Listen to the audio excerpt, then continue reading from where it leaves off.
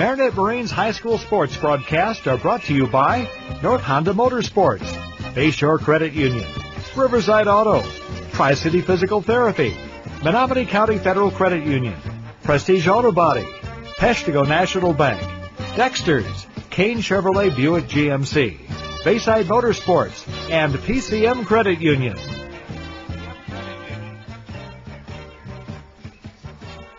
Good evening and welcome to Dan Ryder Field in Oconto Falls, Wisconsin. I'm Eric Bergstrom alongside my partner, Kit Donaldson. And tonight we have the Marinette Marines taking on the Oconto Falls Panthers.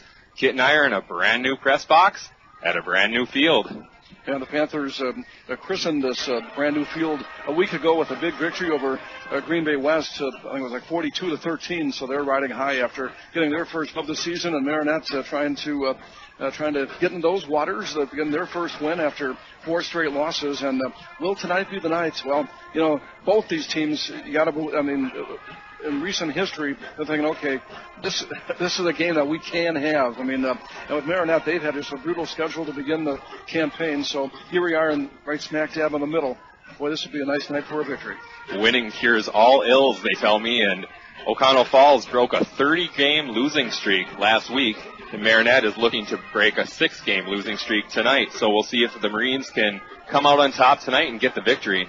Yeah, and game number 2 at home for Oconto Falls at this brand new field located right next to the high school, as opposed to the one that was a few blocks away, close to downtown. And with Marinette, they'd like to spoil Oconto Falls' homecoming and the party atmosphere. They want to kind of wreck that a little bit here. They're going to do their best. The Marines are in their road uniforms tonight, white with purple numbers and purple pants with gray also. The Oconto Falls Panthers are in their home uniforms, black jerseys, black pants, orange socks, and orange numbers. So it's quite the contrast out in the field, and it looks pretty nice. You got the black and the purple, black and blue. Game going on tonight. Exactly, and should be that kind of contest as well. And it's starting to get a little chilly after a beautiful day today. That wind is a little bit chilly. I'm glad that I brought a little pullover to wear. But boy, love the way this stadium is situated here. They got it. The fans and the seats are kind of built into a hill, the side of a hill here, and it's very, very scenic and just a nice setting. It's very nice, and they have a landing right at the top of where the seats are, so you can go get some food or you can go to the bathroom and you don't miss any action. It's kind of like at the NFL stadiums now, the new ones. When you go get something to eat, you still can see the action. They have good vantage points throughout this stadium. It's very nice. They did a really good job. Yeah, nice job with the press box, too, and treating us very well up here. We do appreciate that. And going to be hearing from Marinette head coach Andy Walters in just a bit. Tonight's pregame is brought to you by North Motorsports, the area's only full-line dealer of Honda, Can-Am, Ski-Doo, Sea-Doo, and Snapper outdoor products. From their friendly sales staff to their certified service technicians, they've got you covered. Visit North Motorsports at 3711 10th Street in Menominee, or give them a call at 906-863-5592. Also, Kane Chevrolet, driving the game to you as the #1 truck destination north of Green Bay. Kane Chevrolet, Buick, GMC, Oconto, Marinette. And that's how Kit and I got here today in the Kane Chevrolet Chevy Equinox. Exactly, and we do appreciate that.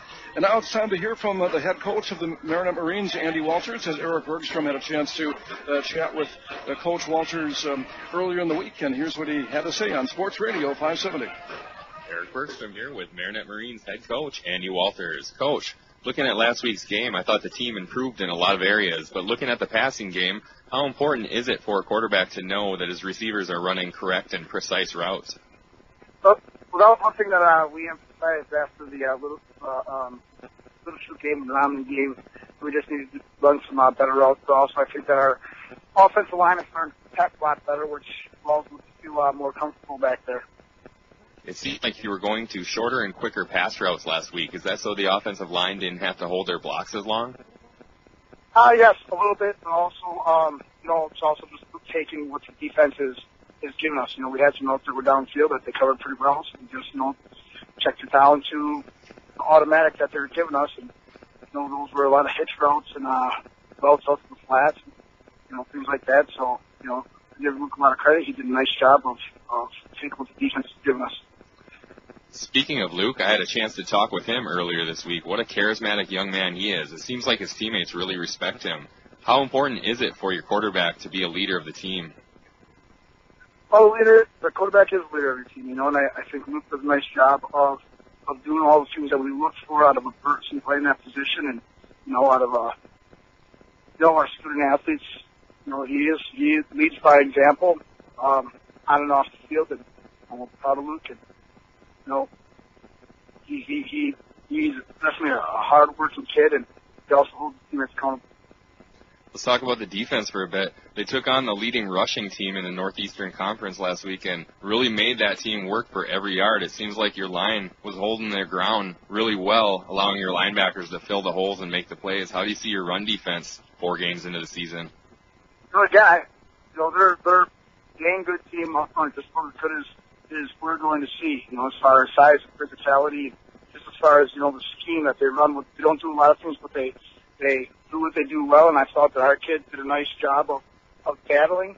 We had to do some things to obviously give them some different looks, and our kids did a nice job of doing that. They caught us on a few plays, but, we can eliminate those couple big plays. 8% of the time up front, I thought our kids did a heck of a job. I also felt that with the one of the guys that were putting in the box, we got a lot of man-to-man coverage on the outside with Jonathan Webb and James Skelski when they wanted to pass. Those guys did a really nice job. They had one long pass that was a blown coverage by one of our secondary guys, and just got to clean up for one of our linebackers. We just have to clean some of that stuff up. Another area I believe that's getting better each week is the tackling. I thought that really showed a lot last week.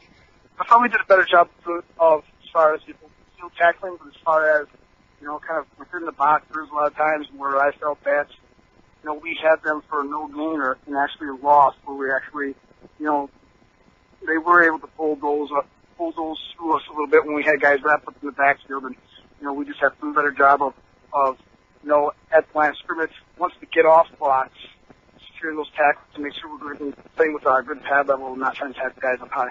Let's talk about your confidence in your cornerbacks. I noticed that last week. You left them without over-the-top safety help quite a bit, and I'm sure that was because of the running game, and I thought they did a great job. I thought they did a solid job. Beginning of the year, kind of figuring out what our kids' strengths and weaknesses, and one thing that we found out was James Skelski and Jonathan Webb. We feel that those guys are our best cover guys, and we have confidence in those guys to be able to shut people down on the outside. We were at home for a couple games, and now it's back on the road this Friday against Oconto Falls. What can we expect from them and in the game on Friday? They're an option team that will use veer and midline, and then they also try to use some cross to stretch you and hurt you on the perimeter. They have a real nice running back that I think is going to be one of the better athletes we see. They like to get him the ball a lot, especially out on the perimeter, and we just have to stay disciplined in our option responsibilities and eliminate the big play. Well, Coach, thanks a lot for joining me today, and good luck on Friday. Okay, thanks, Eric. Welcome back to Dan Ryder Field, the brand new Dan Ryder Field at Oconto Falls High School in Oconto Falls. Kit Donaldson with me, and we are just about to get ready to get underway. We have about 3.5 minutes before kickoff. And this Northeastern Conference has got a brand new field here at Oconto Falls. Well, Oconto Falls, like Marinette, playing in a brand new conference, the Northeastern Conference. And right now you've got, it seems to be, you have the have and the have-nots. You got about, I think, 3 teams or so that are undefeated, and we saw one of those last week with Wrightstown. We'll see Freedom coming up next week, and got a few teams that are winless in conference play. That would be these two here, Marinette and Oconto Falls, plus Clintonville and also Denmark. And Marinette will still see both the Truckers and the Vikings yet this year. But eventually some of those teams on the top, of course, are going to start playing one another too, so something's got to give there. But that just goes to show you that this conference is certainly a tough one, no question about that. And some of the teams that Marinette has played so far, and you can't take anybody lightly. But this is one of those games where, like I said earlier, both these teams just think, okay, we got to really have a fighting chance in this one. Going into every game, you think, okay, well, if we play well, and everything falls into place, we can get a victory. But when you're going up against a team that's number 2 in the state, sometimes it might be in the back of your mind that this could really be a difficult task. But here tonight, like I said, certainly got a chance for the W. That's right, and hopefully the experience of playing all those tough teams early in the season pays off for Marinette in the second half of the season. And like you said, we still have about a half the season left in this Northeastern Conference, and we'll see how it all shakes out when the season's over, where everybody falls into place. Yeah, that's a good point, too, about the competition that Marinette has played, because obviously playing better competition should make you a better football team as time goes on. So we'll see if that is exactly the case. And Oconto Falls, like we mentioned last week, they had their first win of the year, a non-conference victory, and it's right here as they christen this beautiful new field. And, you know, obviously very pumped up, and it had to be quite a festive atmosphere here a week ago, and now you got homecoming. So back-to-back festive Friday nights here at Oconto Falls. You got it. And right now the student body is out on the field. They're going to do, it looks like some kind of dance or singing of some sort. And I do want to mention, what a beautiful field, though. Right on the 50-yard line, they have a huge black and orange panther painted right on the 50-yard line of this field. It's a really nice field. They did a really good job. Yeah, looking great. It's a job well done, no question about that. We're happy to be here. Yeah, definitely right. Kit and I are going to take a quick break, but we'll be back with the opening kickoff from Oconto Falls on Sports Radio 570. Looking for a credit union that truly cares about you and the community you live in? Then you ought to stop and see the folks at Bayshore Credit Union. Membership is open to anyone living or working in Marinette, Menominee, and Oconto counties. Whether it's everyday banking, a new auto loan, new mortgage, even a consolidation loan, they can help. And it's never too early to start establishing good credit. Bayshore Credit Union, located at 1514 Cleveland Avenue, Marinette. They're looking forward to meeting you. Bayside Motorsports and Cycle is your full-line service destination, servicing most makes and models of ATVs and motorcycles, from a simple tune-up and oil change to major engine overhauls. Their expanded service department will have you back on your machines fast. Bayside Motorsports and Cycle also specializes in motorcycle and ATV performance work to keep you a step above your competition. Ask about their service specials. Bayside Motorsports and Cycle in Green Bay, or at BaysideMotorsports.com.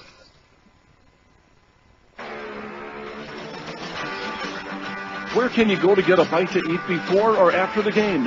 Dexter's. Dexter's in Menominee has enough seating for the whole team and a menu to fit everyone's taste and appetite. Or call ahead and take your order to go. Dexter's looks forward to seeing you this year. Good luck to all M&M Sports participants. Dexter's, located on 10th Avenue in Menominee. Check out their menu online at dextersrestaurantonline.com and like us on Facebook. Find your next truck at Kane, the #1 truck destination north of Green Bay for 2015. From the most dependable full-size pickups on the road, Kane delivers Silverado. Or the most advanced pickup ever, Kane delivers Sierra. Right now, visit Kane in Marinette or Oconto to enter the Chevrolet Packers Ultimate Fan Sweepstakes. Win a 2016 Chevrolet and other great prizes. Over 300 quality vehicles at KaneGM.com, Oconto, and Marinette. Hi, this is Paul, CEO of the Menominee County Federal Credit Union. We're proud to sponsor high school sports on Bay City Radio, and we encourage all of you to support high school athletics as well. We know there's no better way for our young people to learn the lessons of life than by competing in sports. The Menominee County Federal Credit Union, where you dream the dream, will help make it come true, with locations in Powers, Kearney, Stevenson, and Menominee. Persons living or working in Marinette and Menominee counties are eligible for membership. Prestige Auto Body and Truck Repair has over 25 years of experience to make your repairs fast, easy, and worry-free with around-the-clock towing, electronic estimating, early drop-off, pick-up, delivery, and the comfort of knowing Prestige Auto Body and Truck Repair is an I-Car Gold Class shop, one of only 25 in the state, located on the corner of Highway 64 and 180 in Marinette. Call 715-732-4544. That's 715-732-4544 to get your estimate today. Prestige Auto Body and Truck Repair. They take the worry out of your collision repair. Peshtigo National Bank, your locally owned independent community bank, supports all local high school sports. Since opening in 1901, they've grown to 5 locations in Peshtigo, Coleman, Oconto Falls, Gillett, and Marinette. Hometown banking with your neighbors and friends, Peshtigo National Bank has proudly served the community for over 100 years. Locally owned community banks support and help fund local projects. Keep your banking local and speak with a representative today. Good luck to all area high school teams from Peshtigo National Bank, member FDIC. Here at PCM Credit Union, we are one of the few employee-based credit unions left in Wisconsin that provides a unique club-like atmosphere for its membership. We serve the employees of select companies and their families. We choose to remain this way so that we can do more and provide more financial options for our members' owners. We're now located right in your community. Come visit us at 1740 Stevenson Street in Marinette to find out the benefits you could receive by becoming a member owner of PCMCU. Or to learn how you may join, visit PCMCU.com. We're people caring more, investing in you, growing together. Membership eligibility required. Equal housing opportunity, member NCUA.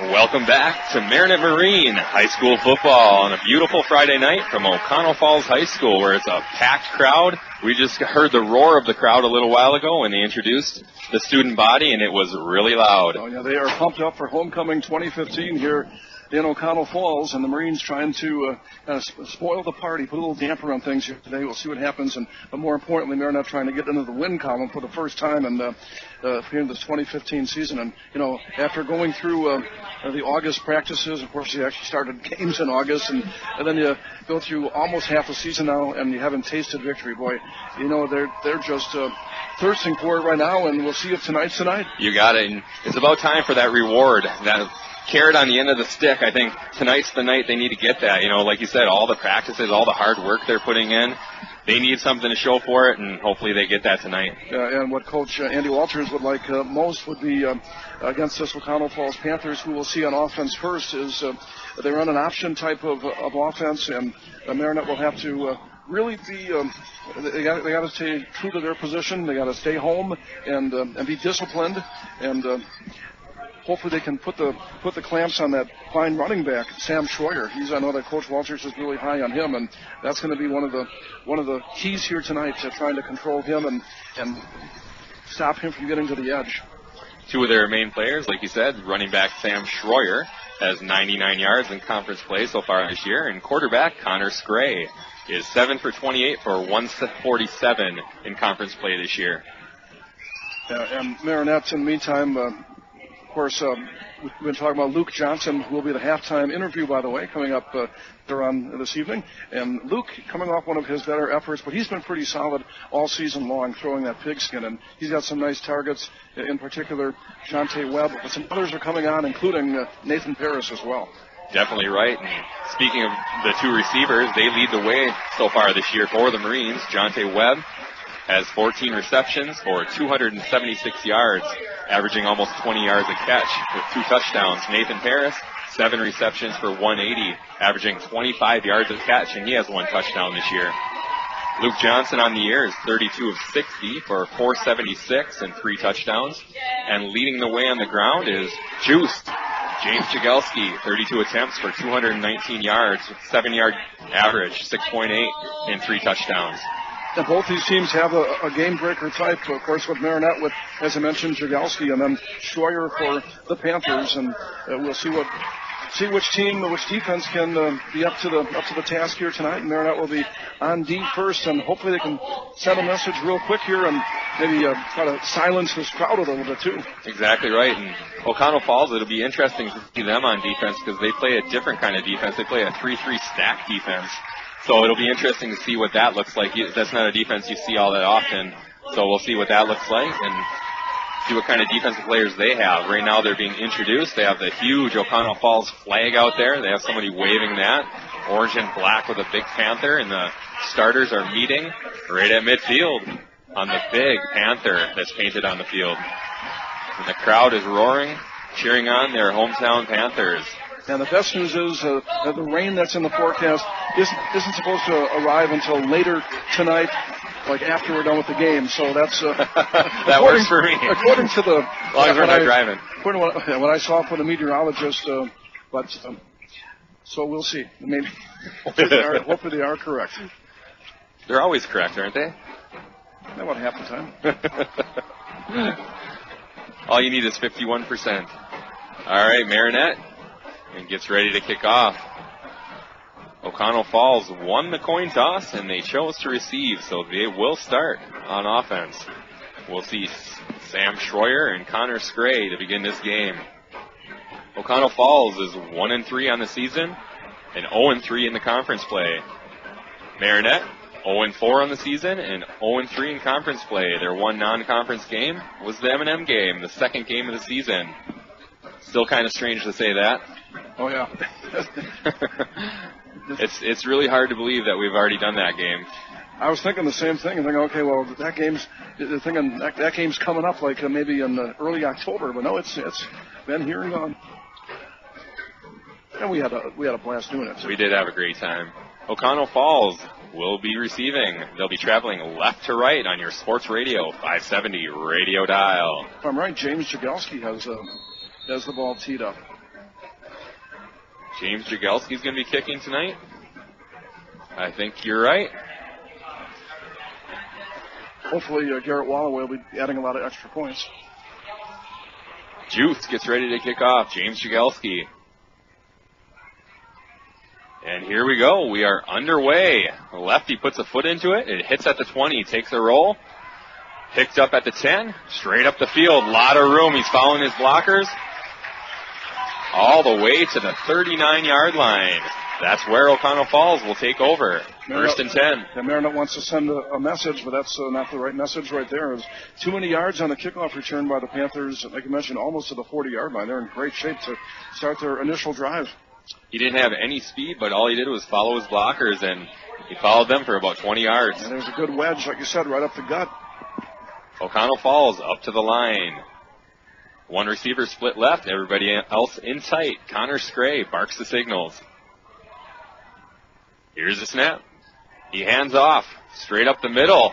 Actually kept it himself, and he has a first down, a 13-yard gain right up the middle. He faked it to Schroyer, kept it himself, and took it for 13 yards. Excellent read by Connor Scray. As I mentioned, their quarterback took it off the left side, and after that fake, he, like I mentioned, about 13 yards already in the Marinette territory, right across midfield. At the 46-7-yard line of Marinette, Oconto Falls to the ball. One receiver split to the right. That's Jack Huberty. Here's the snap. Handoff straight up the middle. Nothing doing there. Brought down by Connor Nelson. Actually, it was another fake. Faking out again, Kit. Yeah, he faked and he kept it for himself and ended up being about, down to about the 41-yard line. So right now he's not only faking you out, he's also faking the Marinette defenders.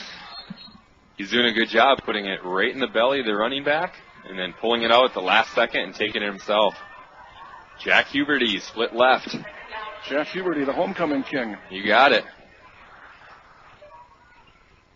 Austin Kowalczyk in the backfield. This time they do give it to him, and he busts forward. Right at the sticks. Nice pickup there for the Panthers. Yeah, didn't have a whole lot to get, and he got already, that's 2 first downs here in this opening drive for Oconto Falls. Picks up a gain of 5. That's a first down for Oconto Falls. 3 plays and 2 first downs for Oconto Falls. 10 minutes, 23 seconds left in the first quarter. We are scoreless. Huberty split to the right. Everybody else in tight. They fake it to Kowalczyk. He keeps it himself again, and there is Scray. He has room on the right side. And he picks up a big gainer, almost 20 yards. He may have got 20 yards on that one. Yeah, another first down, so 4 plays, 3 first downs, and once again, a lot of room to run for the quarterback, Connor Scray, and then also a missed tackle about 15 yards downfield that got him another 5 yards or so. They're at the 11-yard line right now. 4 plays all the way down the field. Yeah, they're making it look way too easy so far. This time they have 2 receivers split, one to the right, one to the left. Scray under center. Schroyer gets the pitch to the left side. He has room around the edge. And he's taken down. Nice tackle there by Jagelski, but we do have a flag at the end of the play. Yeah, that's in the vicinity of holding. I think that's what I saw with the official across the way. It's going to be a holding call against the Panthers. And once again, though, James Jagelski with a nice open field tackle, bringing down a tough tough runner to tackle in the open field, Schroyer. Right around the ankles, and that penalty is just what Marinette needed to stop this momentum of the Panthers. That'll drive them 10 yards back, all the way to the 25-yard line. Yeah, that's a big one, like you mentioned, and first infraction of the night for either team, and makes it a little more difficult for the Panthers. They can get a first down, but all the way down to the 1 yard line. They're on the 25-yard line. So first and 24. Here's the snap. They fake it to Kowalczyk. Option. They get it to Schroyer. He has room. He's open field down to the 5-yard line. He's taken down there, but we have another flag in the backfield. Yeah, I tell you, running that option to perfection as the quarterback, Scray, got that pitch just off in the nick of time, but the Panthers are marching backwards. So penalties so far doing them in on this drive. He definitely knows how to run this option. Yeah. Another holding call, I believe. Looks to be that way against the Panthers, so they're moving in the wrong direction, the right direction for Marinette. That brings them all the way back to the 35-yard line. First down and 34, Kit. Yeah, and 2 penalties back-to-back here, 2 for 20 yards now. And Marinette fortunate that time. Of course, maybe the hold is why they got some of those yards, too. Who knows? Bryce Delzer and Jack Huberty split to the left for the Panthers. Scray back. Wide receiver screen. It was met there. Delzer caught it, but Marinette was all over that. No gain. Good defense there by Marinette. Yeah, exactly. That was going nowhere. Excellent defense, and it was Jonte Webb, or Luke Johnson actually on the stop. That brings up second down and 34 for the Panthers. 9 minutes, 25 seconds left in the first quarter. We're scoreless right now. I was kind of surprised the Panthers decided to go up top that time because they've been getting some good yardage running that option. So even though it's a long distance as far as you have to go, you still got a few 4 downs to do it. It's not broke. Don't fix it, right? That's correct. Here's the option. They try to do a screen. He's in trouble, and he just throws it into the ground to avoid the sack. Yeah, that very easily could have been a grounding penalty, but there must have been a receiver relatively close, so the official didn't throw it. But Marinette looking good on the back-to-back plays now 3rd and very long for the Panthers. All of a sudden it's 34? 3rd and 34. I don't know what's in the playbook for this, but we'll see what they have. Well, Oconto Falls, if you cut it in half, what they should try to do is get about half of it here, and then you got the 4th down play. So we'll see what they decide to do. Offense in tight. 1 split to the right. Scray back. He fakes it up top to Kowalczyk, takes it himself, and he picks up a lot. He has open room, breaks the tackle, all the way down to the 11-yard line. Yeah, back down to the original line of scrimmage on 3rd and 34. He gets way too many yards as far as Marinette's defense is concerned, and he was kind of carrying one of the Marines with him as he was driven out of bounds. So they did exactly what you said, Kit. They got a big chunk back, and this makes it more manageable now. Yeah, all of a sudden it's 4th down and 10. Yeah, 4th and 10, like I said, back to the original line of scrimmage. Scray's already got over 50 yards on the ground tonight. 4th and 10 for Oconto Falls. 8 minutes, 53 seconds left, first quarter. Scray underneath center. Fakes it to Kowalczyk. They're running the option to the left.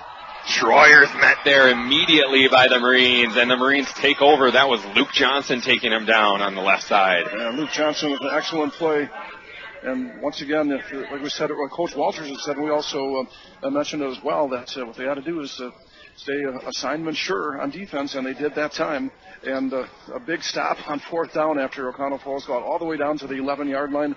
Then they went backwards, and they got back to the 11-yard line again, but stopped on 4th down. And on downs, Marinette takes over. Now they're on offense. Good start to this game. Jonte Webb split to the left. Marinette starts at the 16-yard line.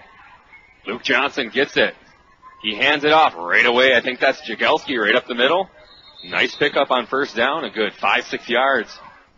And James doing a lot more inside running than he did earlier in the year, first couple of games, and doing a fine job. His his best attribute is when he can get to the outside, of course, but he's a lot. He's pretty tough inside too. He's getting better between the tackles as the season has progressed. He picks up 5 yards on first down. That brings up 2nd down and 5 from the 22-yard line. The Marines have the ball.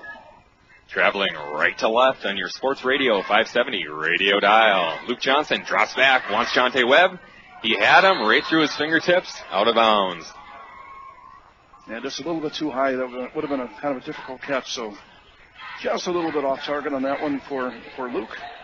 That'll bring up 3rd down and 5 from the 22-yard line for Marines. Well, it'd be nice to move the chains at least one time here in this position, just to get out of as far as flipping the field around. That's what we want. Flip this field position. Marinette comes up to the line of scrimmage. Nathan Paris on the right side. Jonte Webb split left. Luke Johnson barks the signals. Here's the snap. He drops back, rolls to his right, and it's intercepted. Intercepted. James Jagelski trying to bring him down. He does bring him down, but not before they get all the way down to the 3-yard line.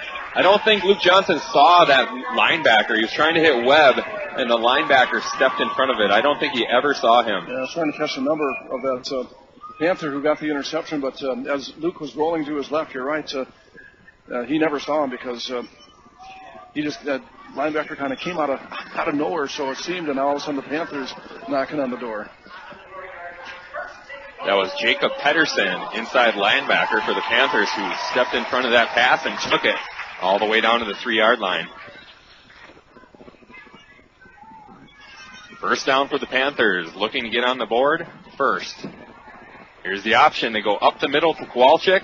He powers in, and it's a touchdown for Oconto Falls. They get on the board first. Yeah, taking advantage of the interception, the first turnover of the night for the team, and the Panthers with that the fullback Kowalczyk into the end zone for the touchdown. And tough start for the Marines on offense. After the defense had a kind of a rough start, they did shore things up, and then the offense unfortunately gave it right back.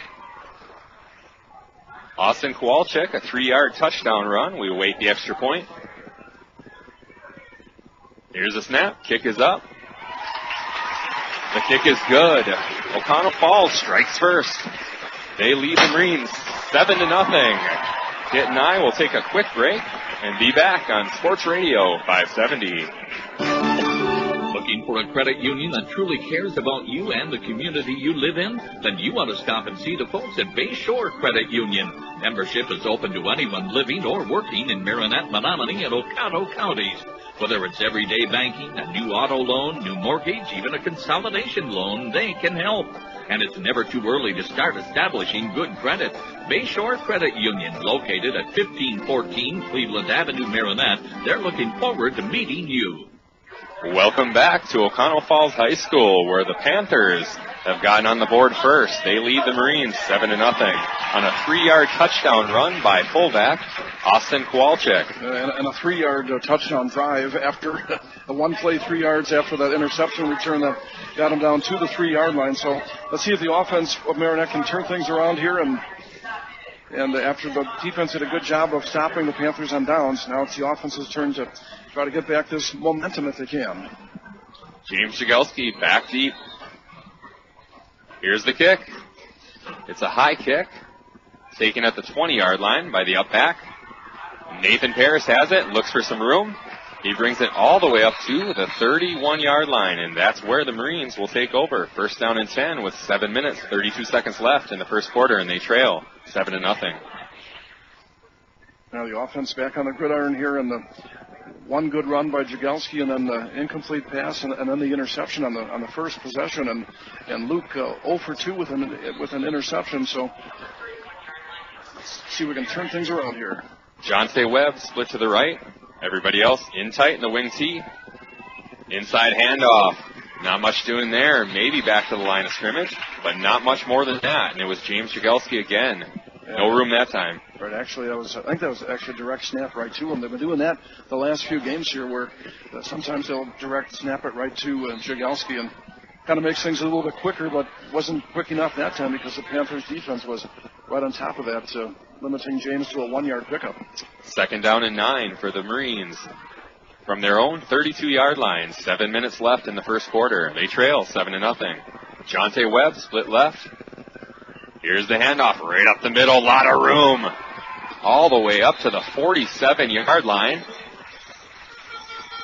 was Connor Nelson. Nice run there. I was looking at that defense for the Panthers. You mentioned it on the pregame about the 3-3 stack defense. They have basically a nose guard and 2 defensive linemen next to the nose tackle. And then they got 3 linebackers. And if you get through that first wave, man, there's a lot of room there. And Connor found that out that time. Big 15-yard pickup there for the fullback. Marinette up to the line. They give it to Dalton Weisgerber. A lot of room for him. Nice play there. Big 7-yard pickup. I like what the offensive line is doing right now. They're pushing the defensive line back and just imposing their will. And also spreading the wealth around as far as the ball carriers, too, not just James Jagelski. As I mentioned, Connor Nelson with a big run, and now Weisgerber getting in on the action as well. Marinette into Oconto Falls territory. They're at the Panthers' 46-yard line. Jonte Webb split left again. Everybody else in tight. Here's the snap. Up the middle they go. Nice run there, and that's a 1st down. Nice 6-yard pickup for James Jagelski. Marinette finding running room early. Yeah, a couple of 1st downs on this drive, and a very important drive in Marines because they're down 7-0. You don't want to get, especially on the road, you don't want to get down by too many points on homecoming night here at Oconto Falls. 1st and 10 for the Marines at the Panthers' 40-yard line. 6 minutes left in the first quarter. In motion, Weisgerber. The snap goes over Johnson's head. He gets it, and he's swarmed under. All the way back at the 46-yard line of the Panthers. Unfortunate break there. Yeah, unfortunately, those can be drive killers, too, when you have 1st and 10, and all of a sudden you come up with 2nd down and about 16 now. Let's see how the Marines can regroup from this. 5 minutes, 30 seconds left. In the first quarter, Marinette trails Oconto Falls 7-0. 2nd down and 16 from the Panthers' 46-yard line. Jonte Webb split left. We had some motion with Jagelski, but there's flags on the play, and I think it has to do with that motion. But, too many. False start. Yeah, exactly right. False start against the Marines, so we're moving in the wrong direction right now. Back into Marinette territory at the 49-yard line. It'll be 2nd down and 21 now for the Marines. Yeah, first penalty on the night against Marinette, 1 for 5 yards. Luke Johnson gets the call from his coach. All of a sudden, Marinette's back in its own territory. Like I said, going in reverse right now. Jonte Webb split left. Nathan Paris split right. Dalton Weisgerber joins Webb on the left side. Johnson goes deep to the right side. He has a man. Almost caught. Nathan Paris almost had that at the 20-yard line. Just out of his reach. You know, the couple of Panthers back there, that was actually, I thought it was a pretty good throw by Luke, but one of the Panthers must have got his hand on it or just was a little bit high, but that was close to being a big strike from Johnson down to Paris. It was a real nice throw. They just missed it. That'll bring up 3rd down and 21 from their own 49-yard line. Marinette traveling right to left on your on your sports radio, 570 radio dial. Jonte Webb to the left, Nathan Paris to the right. Johnson drops back, looks left for Webb, throwing a fade. Too far out of bounds, incomplete. That'll bring up 4th down. Now, first to the right sidelines, this time a bomb to the left sidelines, and both cases incomplete passes, and Marinette yet to complete a pass here tonight. They started off hot last week, 7 for 8 in the first quarter, and this week they haven't completed one yet. Yeah, the only completed pass was to the wrong colored jersey so far. Here's where the punting game can be huge. Yeah, try to pin them back here. That's right. Here's the kick. It hits out of bounds at about maybe the 29, 30-yard line. Hit off the side of his foot, unfortunately. Yeah, so the Panthers wound up in pretty decent shape considering where Marinette was punting from. The Panthers will take over at their own 27-yard line. They lead 7-0 with 4 minutes, 38 seconds left, first quarter. Marinette will look to stop the option attack yet again. Oconto Falls up to the ball. Jack Huberty. Split left. Everybody else in tight. Austin Kowalczyk in the backfield. Two running backs on either side of him.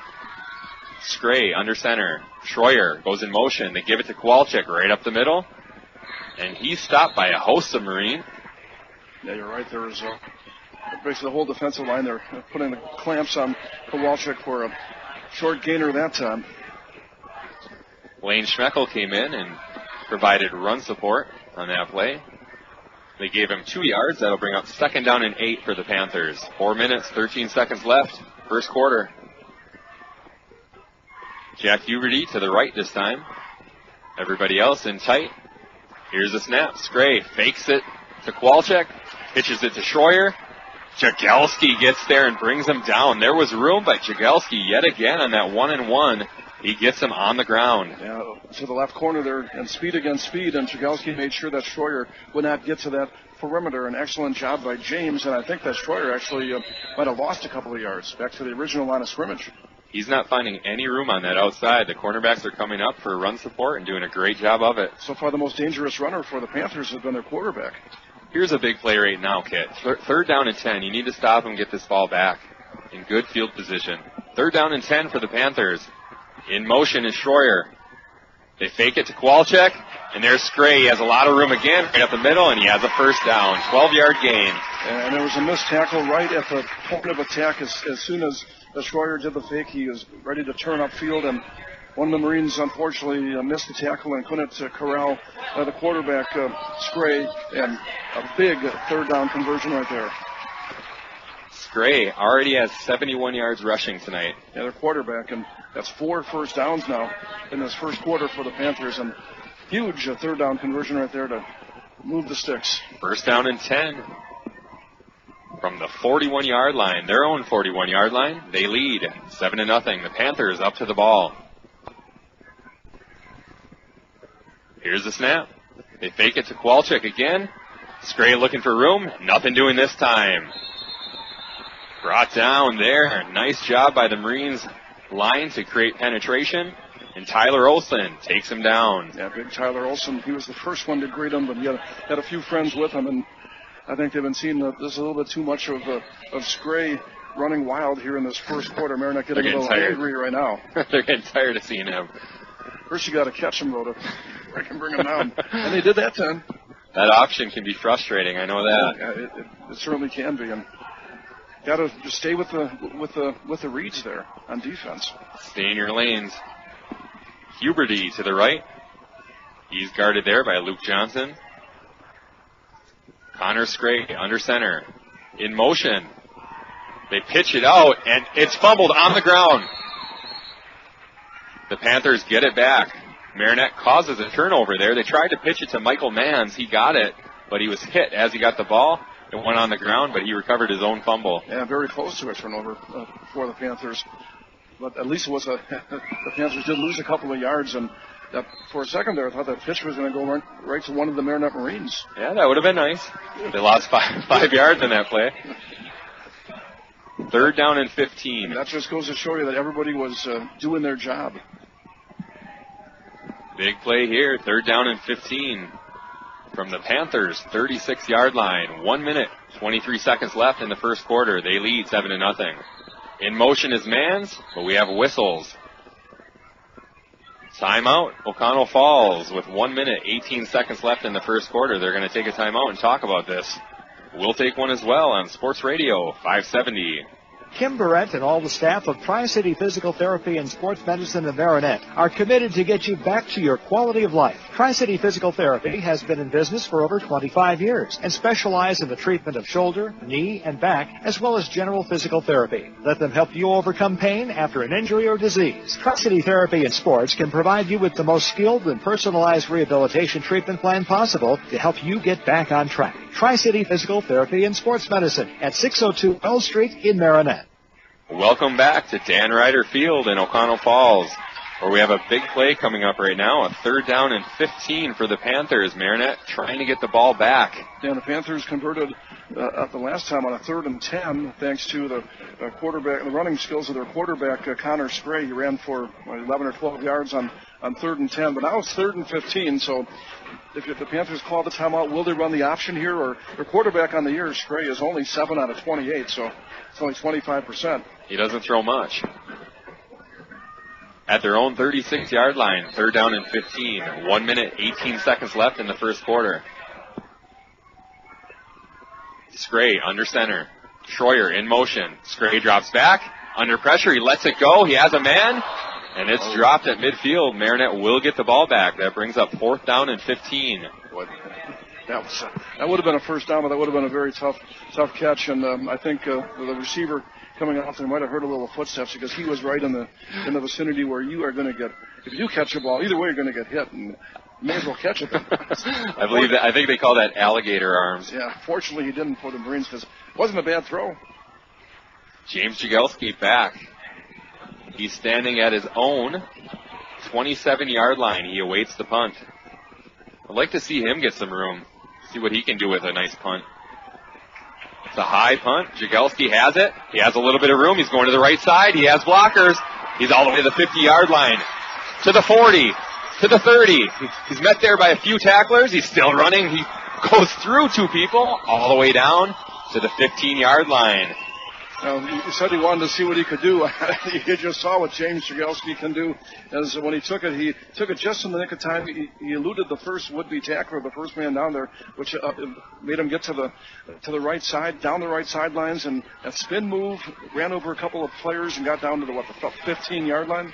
Excellent return by James Jagelski. I'm glad he took that ball, but I was worried at first. I thought he should have fair caught that ball because there was a defender within a yard or 2 of him when he caught it. Exactly. That could have been disastrous, but instead just the opposite.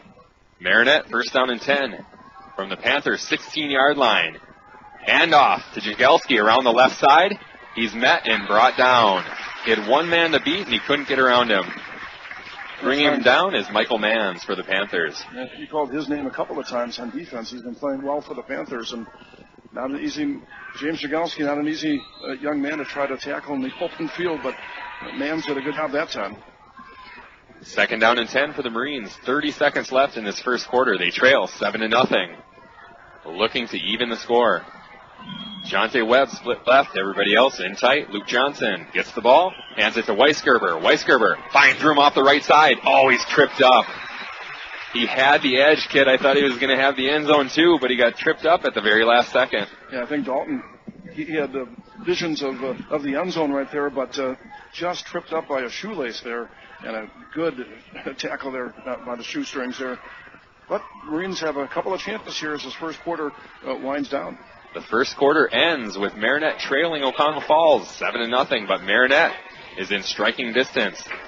We'll come back shortly after this break on Sports Radio 570.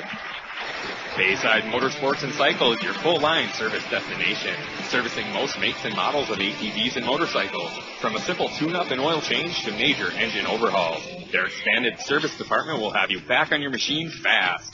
Bayside Motorsports and Cycle also specializes in motorcycle and ATV performance work to keep you a step above your competition. Ask about their service specials. Bayside Motorsports and Cycle in Green Bay or at BaysideMotorsports.com.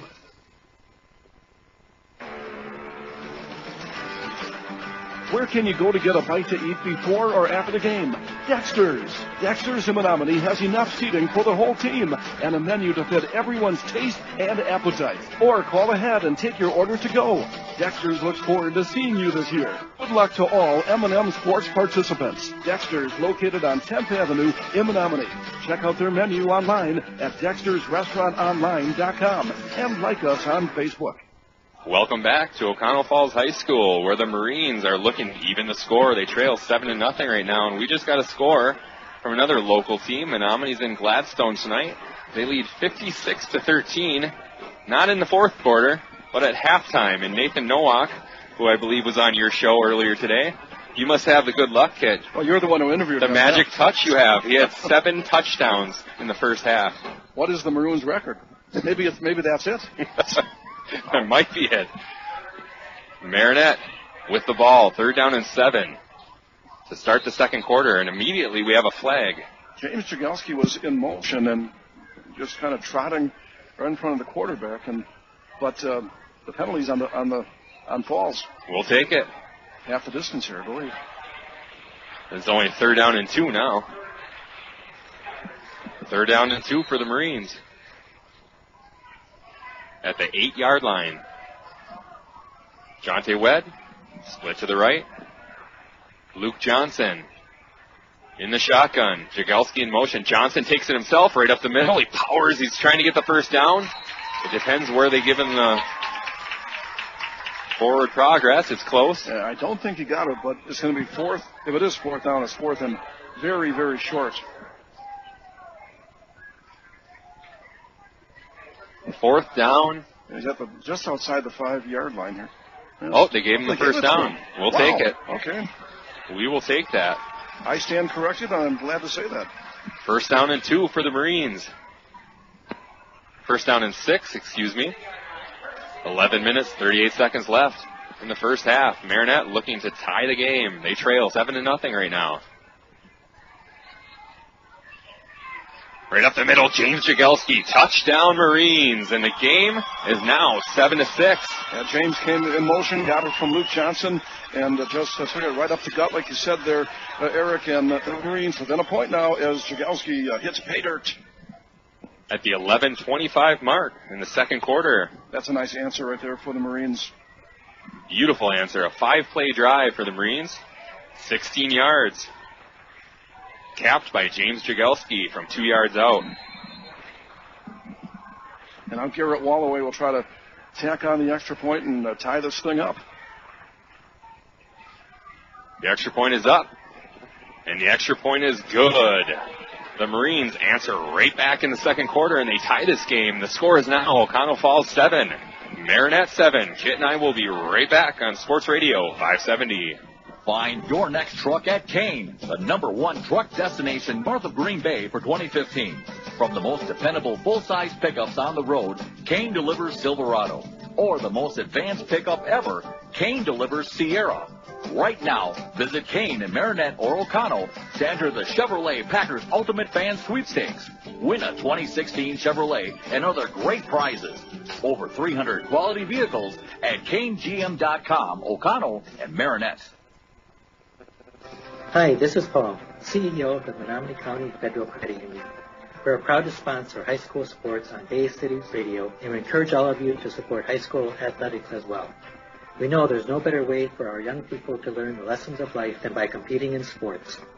The Menominee County Federal Credit Union, where you dream the dream, will help make it come true, with locations in Powers, Kearney, Stevenson, and Menominee. Persons living or working in Marinette and Menominee counties are eligible for membership. Welcome back to Oconto Falls High School, where the Marines have tied this game 7-7 in the second quarter. And very fitting that James Jagelski got the score because he had that about 55-yard punt return that got that drive going, and then he ends up taking it in from 6 yards out. And like you said, after the Walloway PAT, back to even Steven here. Here's the kickoff. Oconto Falls takes it at about the 15-yard line. They do a reverse, and they have a little bit of room, but Marinette recovers. Connor Nelson to do the honors, brings him down. Yeah, Connor Nelson kind of was hanging on for dear life there until he got some reinforcements, and a little trickery on the kickoff return team by Oconto Falls, but they did not trick the Marines. And special teams, you know, we failed to mention that earlier, it'll be so huge, and Jagelski with the biggest play on special teams so far. Oconto Falls takes over at their own 28-yard line. The score is tied 7-7. 11 minutes, 17 seconds left in the first half. Let's see if Marinette's defense can stand strong here. Scray under center. He gives it to Kowalczyk this time. Oh, coming in and taking him down is James Jagelski. Jagelski with the run support. And Kowalczyk, he had the Panthers' only touchdown of the game so far, but outside of that, the Marines have really been putting the stops on the fullback for the Panthers, doing a good job there. 3 carries, 7 yards for Kowalczyk.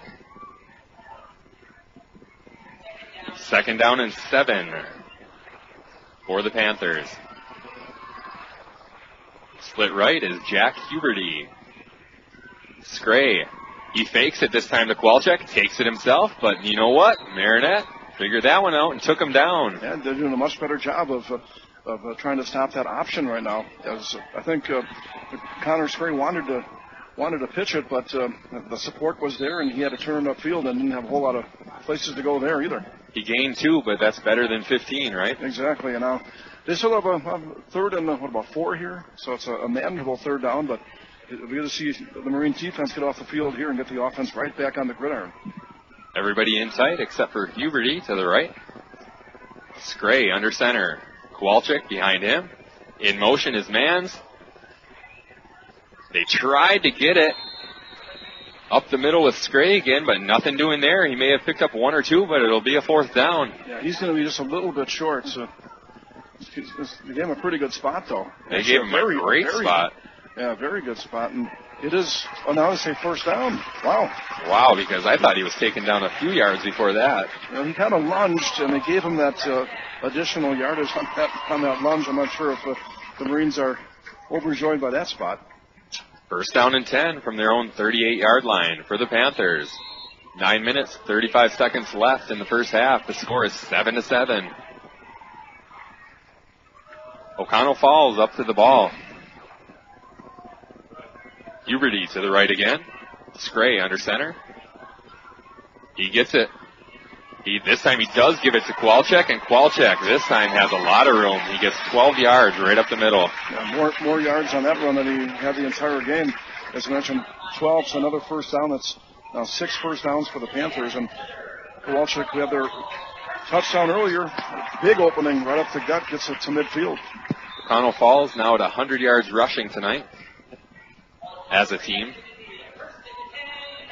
1st and 10 right at midfield, right on the big orange and black Panther at the 50-yard line.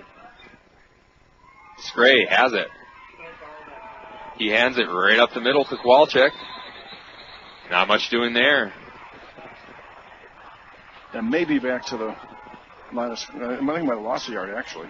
Back to the 49, back into their own territory, but the defensive front for the Marines just nice and stout that time. 2nd down and 11 for the Panthers. 7-7 game with 8 minutes, 32 seconds left in the first half. Huberty to the right. Everybody else in tight. Connor Scray underneath.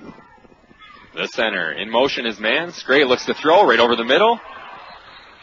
And Schroyer wasn't even looking. Yeah, Connor Nelson kind of clapping his hands like he thought he might have had a chance at that one. And he did a good job of knocking it away, but mentioned the receiver not looking, so Schroyer, that could have been very dangerous for the Panthers, but this falls incomplete. Another big play here, 3rd down and 11 for the Panthers. They're at their own 49-yard line. And 3rd and long, their best option has been to run that option, and I don't believe they're going to do that again, and Scray's a pretty dangerous quarterback. Marinette needs to stay in their lanes and stay home. Here we go. Michael Mann's in motion. Scray looks to throw. He's under pressure. And he's taken down by Connor Nelson from behind. He's lucky he held onto that ball. Yeah, Connor from the blind side, right off the right side, heading across the way and bringing down the quarterback. And from where we're sitting up here, you're going to see that kind of developing. And Nelson, the question was, would he get there in time? And he did, for the big sack right there for the Marines. I had visions of Lawrence Taylor there for a second running through my head. Strip sack, that's what I was looking for. Marinette has nobody back for this punt right now. There's nobody back. The punt is blocked. Marinette gets it at the 48-yard line of the Panthers. Maybe Marinette knew something I didn't. They didn't have anybody back for the punt. They sent everybody and blocked the punt. I didn't see who got that for the Marines, but big recovery right there, and special teams again. Of course, doing a great job with Jagelski on the punt return, and now of course, the block punt for the Marines. They got in great shape here. They take over in Oconto Falls territory at the 47-yard line. Courtesy of a blocked punt. Jonte Webb to the left. In motion, Weisgerber. They give it to him. He has some room. Nice pickup there on 1st down. A good 5-yard gain. I like what I'm seeing tonight from the running game, Kit. Positive yards. They're not going negative like some of the games they've had this year. Tonight, a lot of positive gains. Yeah, and all season long, Dalton Weisgerber has been just getting better and better. He's only a sophomore, and he's getting a few more carries, it seems like, every game, and doing a good job when his number is called. 2nd down and 5 for the Marines.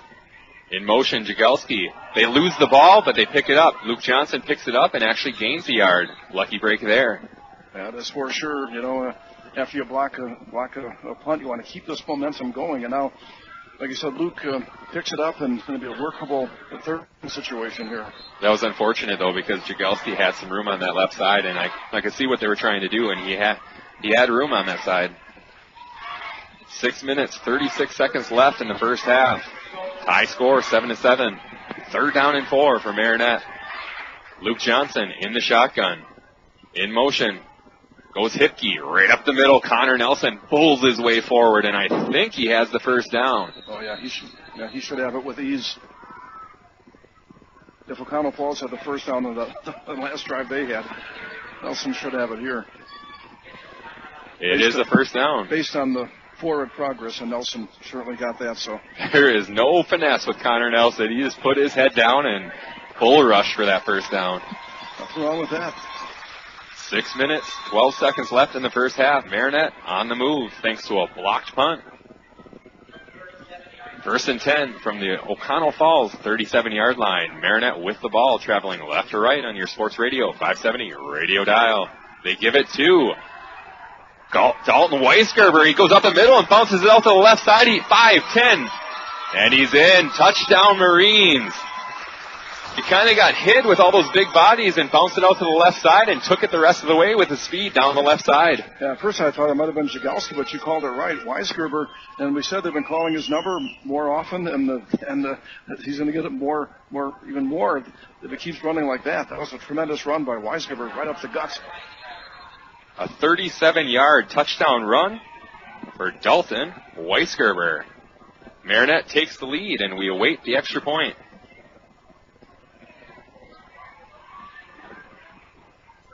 Garrett Wallaway puts a leg into it. The kick is up, and the kick is good. Marinette leads 14-7 now with 5 minutes, 48 seconds left in the first half. Kit and I will take a quick break and be back on Sports Radio 570.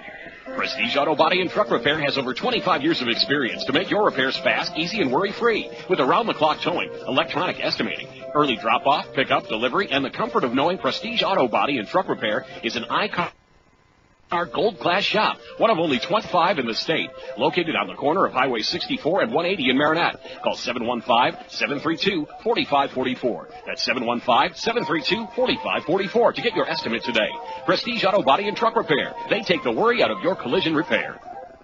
Welcome back to Oconto Falls High School, where the Marinette Marines have just taken the lead on a 37-yard touchdown run by Dalton Weisgerber. Weisgerber took it right up the middle.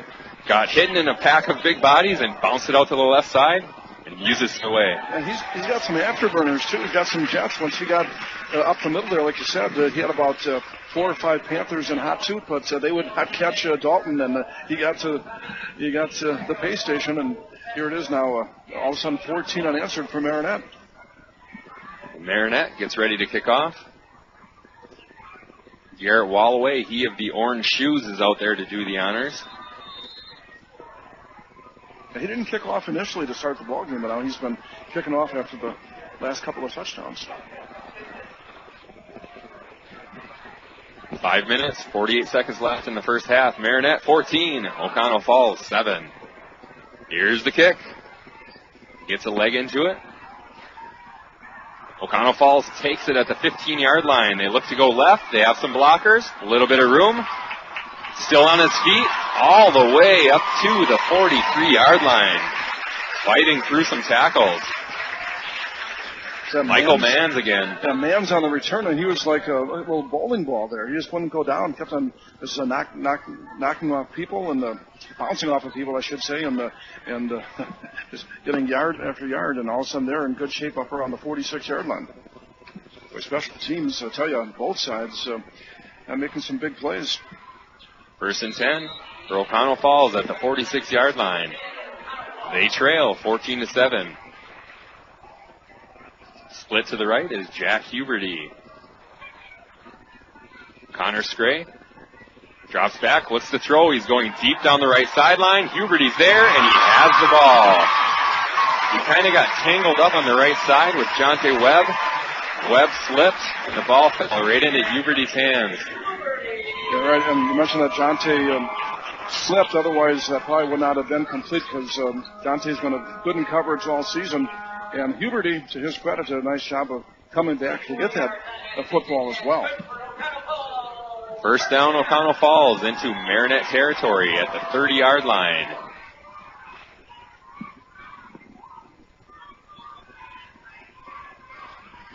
Here's the snap. Kowalczyk right up the middle. He busts through. Oh, there's another fake again, Kit. Yeah, and you're right.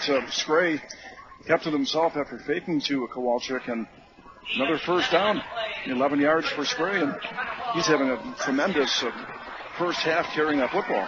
He has 87 yards and 9 carries so far tonight. He does a good job on that fake to Kowalczyk. He had about 3 or 4 Marines in there to tackle him. Faked me out as well. Split to the left, Jack Huberty. Under 5 minutes left in the first half. Schroyer in motion to the left, and we have flags all over the field. False start against Oconto Falls. That'll push him back. It will now be first down and 15, from the 24-yard line for the Panthers. 4 penalties for 30 yards for Oconto Falls here in this first half compared to only 1 against Marinette for 5 yards. 4 minutes, 50 seconds left in the first half. Marinette leads 14-7. Connor Scray underneath center. Kowalczyk behind him. Schroyer to his right. Mans goes in motion, and we have another whistle. This time we have a timeout. Marinette takes its first timeout tonight. Coach Walters wants to talk about what he saw. He didn't like what he saw there from the Panthers, so he calls his first timeout. It's been a good game so far. Marinette started off slow, but came back to tie it, and then Dalton Weisgerber did the rest on the last drive, a big 37-yard touchdown run to take the lead, and that's where we stand right now. Marinette 14, Oconto Falls 7. Yeah, it's kind of been a roller coaster ride so far for both these teams. A lot of momentum shifts, and right now was in the favor of Marinette getting, as you mentioned, those 14 unanswered points.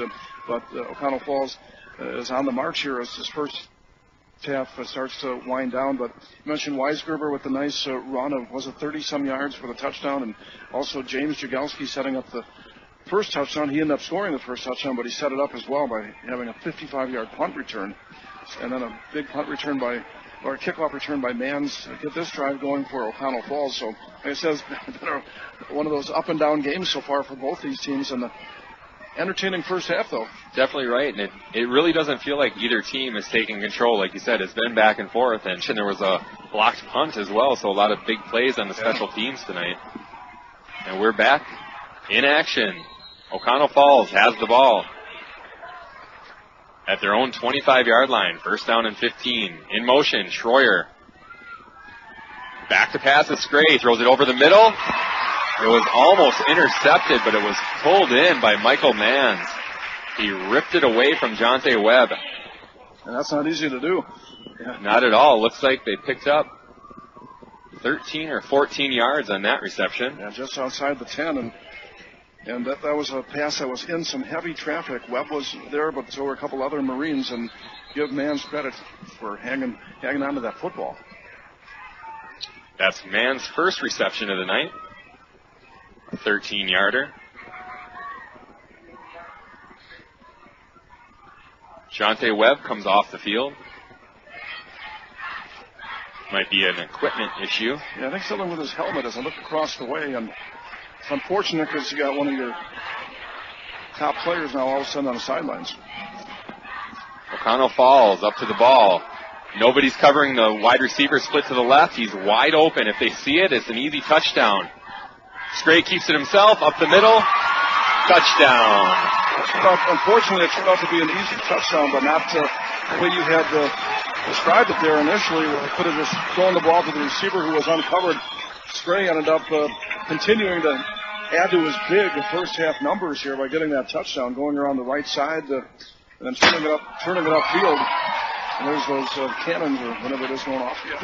I didn't know Panthers shot cannons. No. Connor Scray with a 13-yard touchdown run. The coach was screaming to throw it to the wide receiver, split to the left. He was jumping up and down trying to get his attention, but it worked out for them in the long run. And Scray said, I got this. The extra point is up, and the extra point is good. The score is now Oconto Falls 14, Marinette 14, with 4 minutes left in the first half. We'll take a quick break and be right back on Sports Radio 570. Peshtigo National Bank, your locally owned independent community bank, supports all local high school sports. Since opening in 1901, they've grown to 5 locations in Peshtigo, Coleman, Oconto Falls, Gillett, and Marinette. Hometown banking with your neighbors and friends, Peshtigo National Bank has proudly served the community for over 100 years.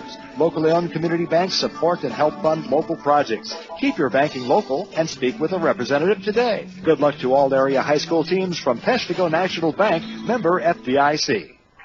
Welcome back to Oconto Falls High School, where the Panthers answered Marinette's score with a score of their own. The score is now 14-14 with 4 minutes left in the first half. And the biggest problem for the Marines in this first half defensively has been number 14, Scray, the quarterback for Oconto Falls. He's got some lofty numbers, doesn't he? He has 100 yards rushing tonight on 10 carries. That's 10 yards per carry, and he has 1 touchdown now after that run. Oconto Falls gets ready to kick off. Marinette has plenty of time to score before the half. 4 minutes left in the first half. Here's the kick. It's a high short kick taken by the up back. Off to the right side. He has a lot of room all the way to midfield. Spencer Hipke, I think, got that ball all the way to midfield, and then he was upended. No, it was Dalton Weisgerber. Yeah, Weisgerber, and he got about a 25, maybe 30-yard return, and he went head over heels. But you talk about being upended. Did a complete somersault in midair, but he took one for the team and got it into Panthers territory. And I tell you, with a little less than 4 minutes to play in this first half, if Marinette can get on the board here again, they get the ball to start the second half. Marinette in Panther territory to start this drive at the 49-yard line. Right up the middle, Jagelski. Nice speed there. A burst right up the middle for a good 6-yard gain. That's a very, very good first down play. Well executed by the Marines. Great blocking right at up front there by the old line, and then Jagelski with just enough to get about 6-7 yards on first down. You see what happens when they don't get hit right at the line of scrimmage. They hit those holes with speed. And not only Jagelski, but now we're seeing Weisgerber with a good burst of speed as well. 3 minutes, 23 seconds left in the first half. Second down and 3. Johnson back. Has Webb on the right side. Webb catches it, spins to his right, picks up an extra 4 yards. Nice gain there. Good 12-yard gain for Jonte Webb. His first catch of the night. I think that's the first completion for the Marines all night, isn't it? It sure is. Good time for it. And Jonte made the first Panther miss to get additional yardage. And that's 5 first downs in this first half for the Marines. And they're on the march here as this first half starts to wind down. We'll see if that gets Luke Johnson in rhythm. First completion. See if he can get on a roll now. Marinette with the ball at the 29-yard line. Jagelski in motion. He gets the ball right up the middle. He has a lot of room. Still fighting. He's still fighting all the way down to the 13-yard line. Big pickup there. And James Jagelski with a quick burst, but also showing some power there, too, because just when he thought he was down, all of a sudden he keeps on turning those legs and getting additional yardage. First down and 10 for the Marines at the 15-yard line. 2 minutes, 39 seconds left in the first half. Marinette looking to score. Jagelski in motion. Luke Johnson has it. He gives it to the up back. Not too much doing there. I think that might have been Connor Nelson. He gets wrapped up by about 7 Panthers. He may have gotten a yard. Yeah, the Panthers putting the clamps on Connor Nelson that time, and Luke Johnson quickly goes over to the sidelines to get the play from Coach Andy Walters. And the Marines have 2 timeouts and plenty of time here to try to get one more score here and break this tie. They gave him a yard. It's 2nd down and 9 with 2 minutes left in the first half. Luke Johnson in the shotgun. He drops back. Here's the fade to Jonte Webb. He's open. He has it. Touchdown, Marines. Right in the back corner of the end zone on the right side.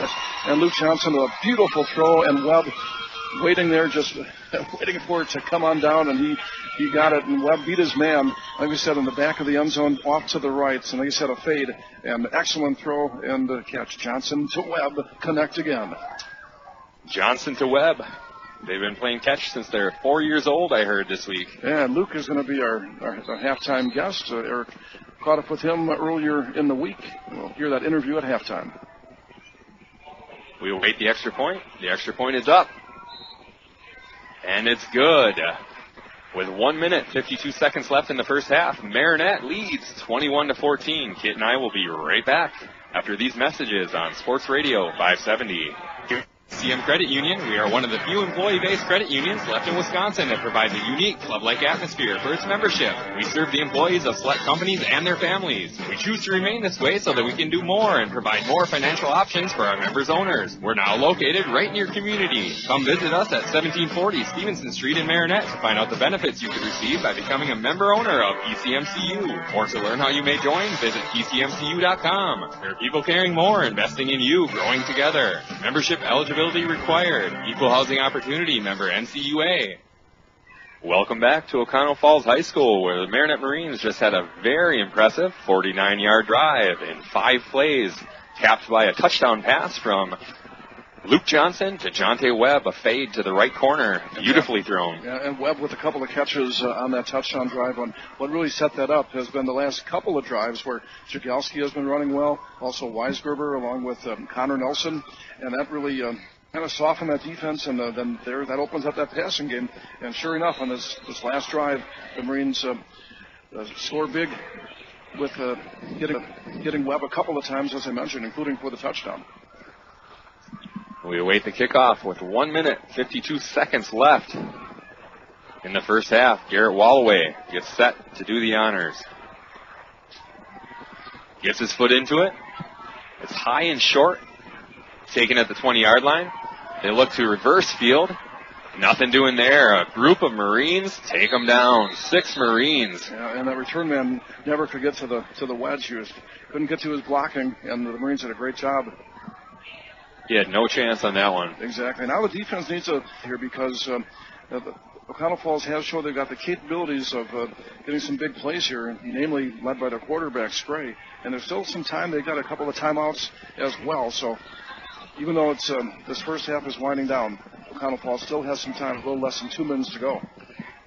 They're going to start at their own 24-yard line. First down and 10. Split to the left. Huberty again, guarded by Luke Johnson up tight. Scray gives it right up the middle to Michael Manns. He has a little bit of room, but it's closed off quickly after a 3-yard gain. Yeah, the Marines will gladly give them that play, especially with the first half starting to wind down. They like to feature Manns. He's been involved quite a bit tonight in the passing game and running game. Yeah, and on defense, too. He's a pretty impressive player. Oconto Falls up to the ball. This time they spread out. 1 minute, 18 seconds left in the first half. He's back. He's hit, and the ball's on the ground. The Panthers jump on it. He was nailed from behind yet again. Well, when a flag comes in, there's going to be a personal foul on somebody. I'm not sure which team. But the Panthers, like I said, one of the offensive linemen recovered it, and let's see why the flag came in at the end. The referees are talking this one over.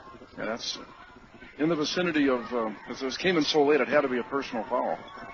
Against Marinette. Not sure if somebody said something, or I didn't see a push. I didn't see anything. I saw the big hit and the recovery, but I didn't see anything besides that. That's a 15-yarder, and that's 2 penalties for 20 yards against Marinette. That's an unfortunate break, too. Yeah. Luckily, the Panthers were backed up quite a bit, so they're only out to their own 34-yard line. That brings down up a first down and 10. Yeah, they're right to automatic first down, too.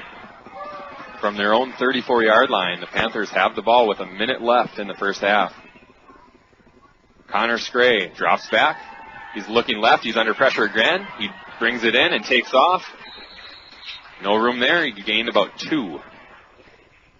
And once again, great tackling by James Jagelski. I think Jagelski may be the best tackler when it comes to form tackling in open space.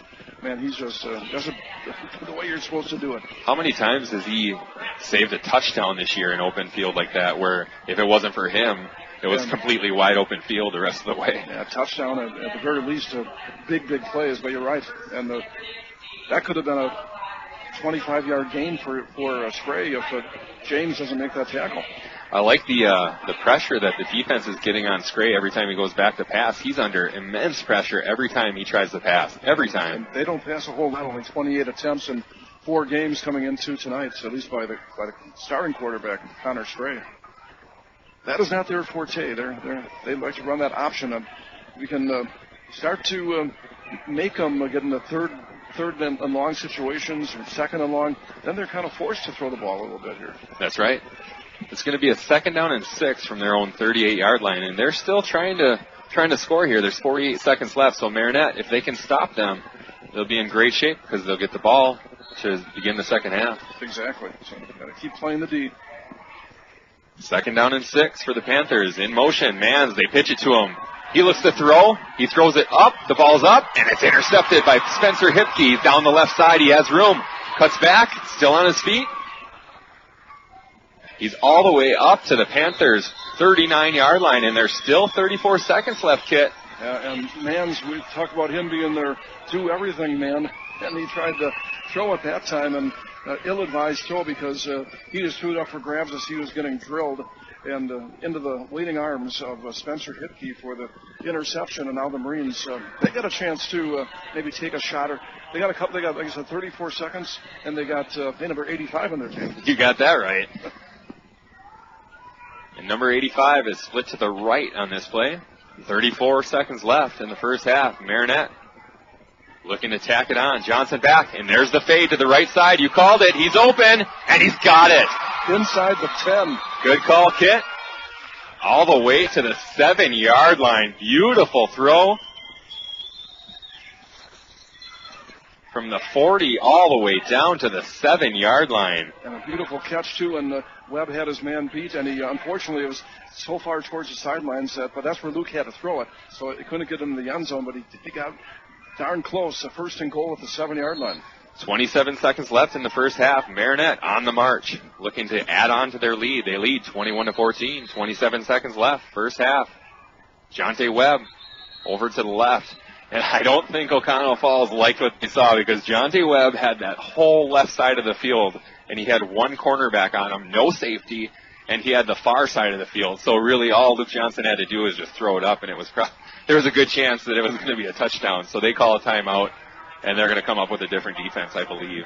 Yeah, timeout Oconto Falls. And with Marinette here, still got some time. You could even perhaps run a play here. I think they have a timeout left. 27 seconds left. This would be huge if Marinette could get into the end zone and make it 28-14. And then get the ball to start the third quarter. You could really create some separation between yourselves and the Panthers here. They'd be in great shape.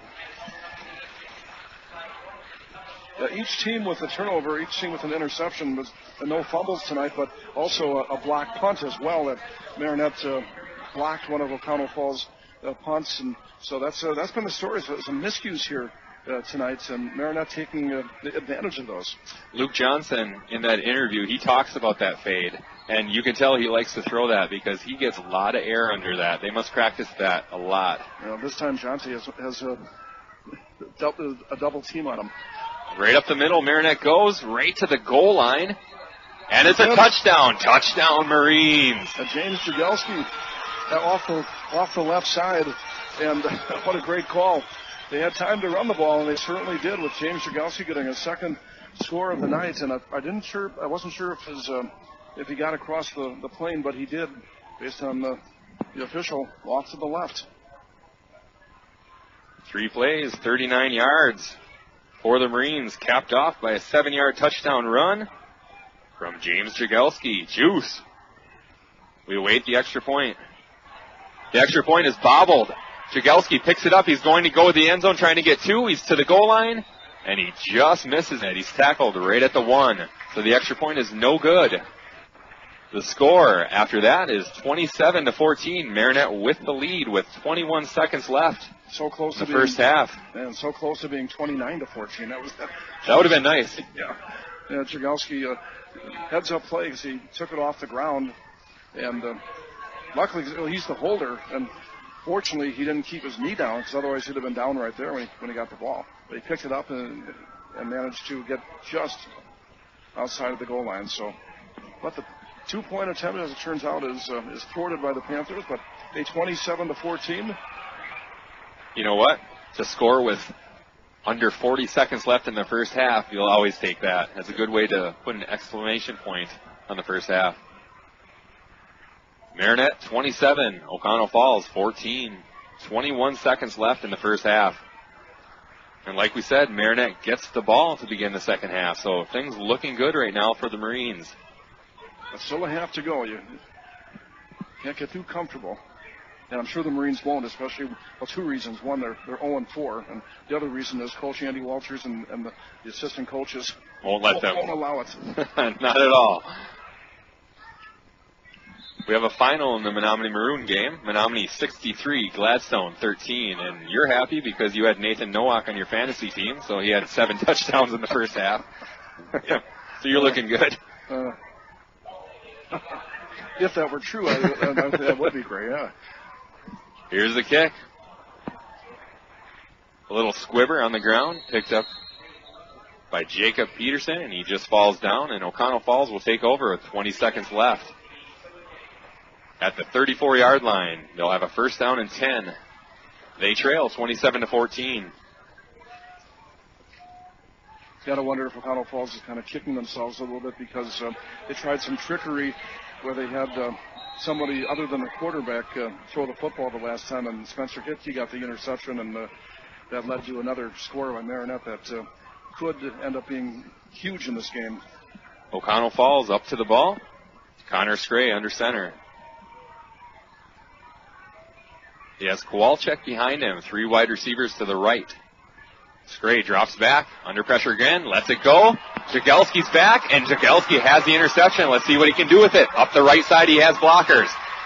He's in Panther territory, cuts it back. He's at the 40, at the 30, at the 20, and he's taken down at the 20-yard line, but there's still 3 seconds left, Kit.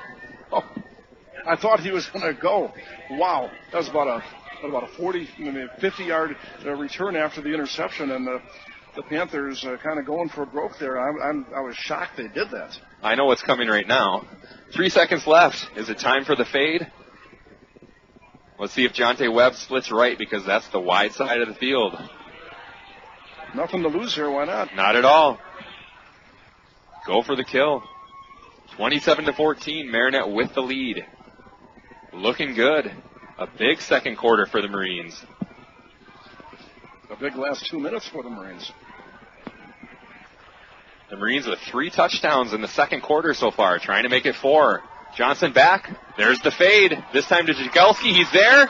Touchdown, Marines. He brings it in. What a catch. In traffic. And the sidelines are going crazy for the Marines. With 3 seconds to go after the James Jagelski interception return that got him in the striking range, Jagelski Juice makes the catch from Luke Johnson with the fade. Not to 85, but to 21 instead. They went the other way, and Jagelski was covered and brings it home for the Marines.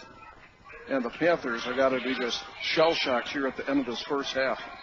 What was a 14-14 game just moments ago, all of a sudden the Marines have busted this thing wide open. A 20-yard touchdown pass from Johnson to Jagelski. And the Marines called timeout here. I'm not sure exactly why, but they didn't have the personnel on the field for the extra point, so they called a quick timeout here to just kind of regroup. One play, 20 yards. You got to like that. And you had called it a fade, but you just called the wrong person.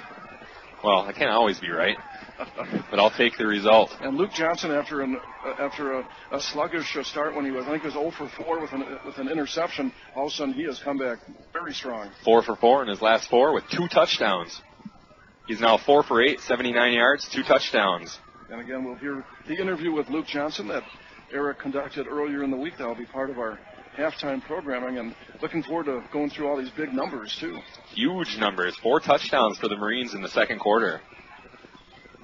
And off of some big plays, a couple of interceptions, one by Jagelski, also by Spencer Hipke. There's a blocked punt in there earlier. If only every quarter could be like this. Right now, it's Marinette 33, Oconto Falls 14. Marinette going for 2. Luke Johnson rolls to the right, fires. And he has Nathan Paris, who jumps up and brings it home for the Marines. And that was a great throw and a great catch from Johnson to Paris. And Paris showing great hands going up high to pull that 2-point conversion in, and that makes up for the missed extra point earlier. It is now Marinette 35, Oconto Falls 14. Kit and I will take a quick break, tally up some stats, and be back with our halftime show on Sports Radio 570.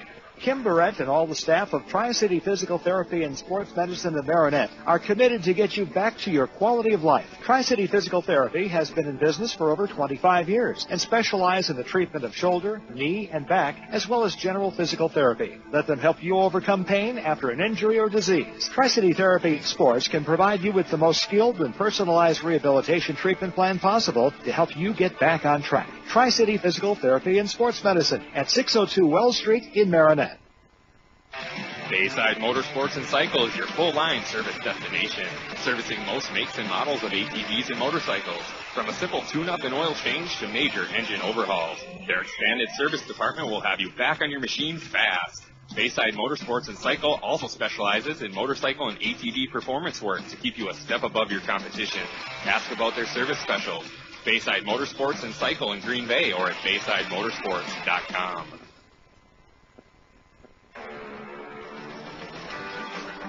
Where can you go to get a bite to eat before or after the game? Dexter's. Dexter's in Menominee has enough seating for the whole team and a menu to fit everyone's taste and appetite. Or call ahead and take your order to go. Dexter's looks forward to seeing you this year. Good luck to all M&M Sports participants. Dexter's, located on 10th Avenue in Menominee. Check out their menu online at dextersrestaurantonline.com and like us on Facebook. Find your next truck at Kane, the #1 truck destination north of Green Bay for 2015. From the most dependable full-size pickups on the road, Kane delivers Silverado. Or the most advanced pickup ever, Kane delivers Sierra. Right now, visit Kane in Marinette or Oconto to enter the Chevrolet Packers Ultimate Fan Sweepstakes. Win a 2016 Chevrolet and other great prizes. Over 300 quality vehicles at KaneGM.com, Oconto, and Marinette. Hi, this is Paul, CEO of the Menominee County Federal Credit Union. We're proud to sponsor high school sports on Bay City Radio and encourage all of you to support high school athletics as well.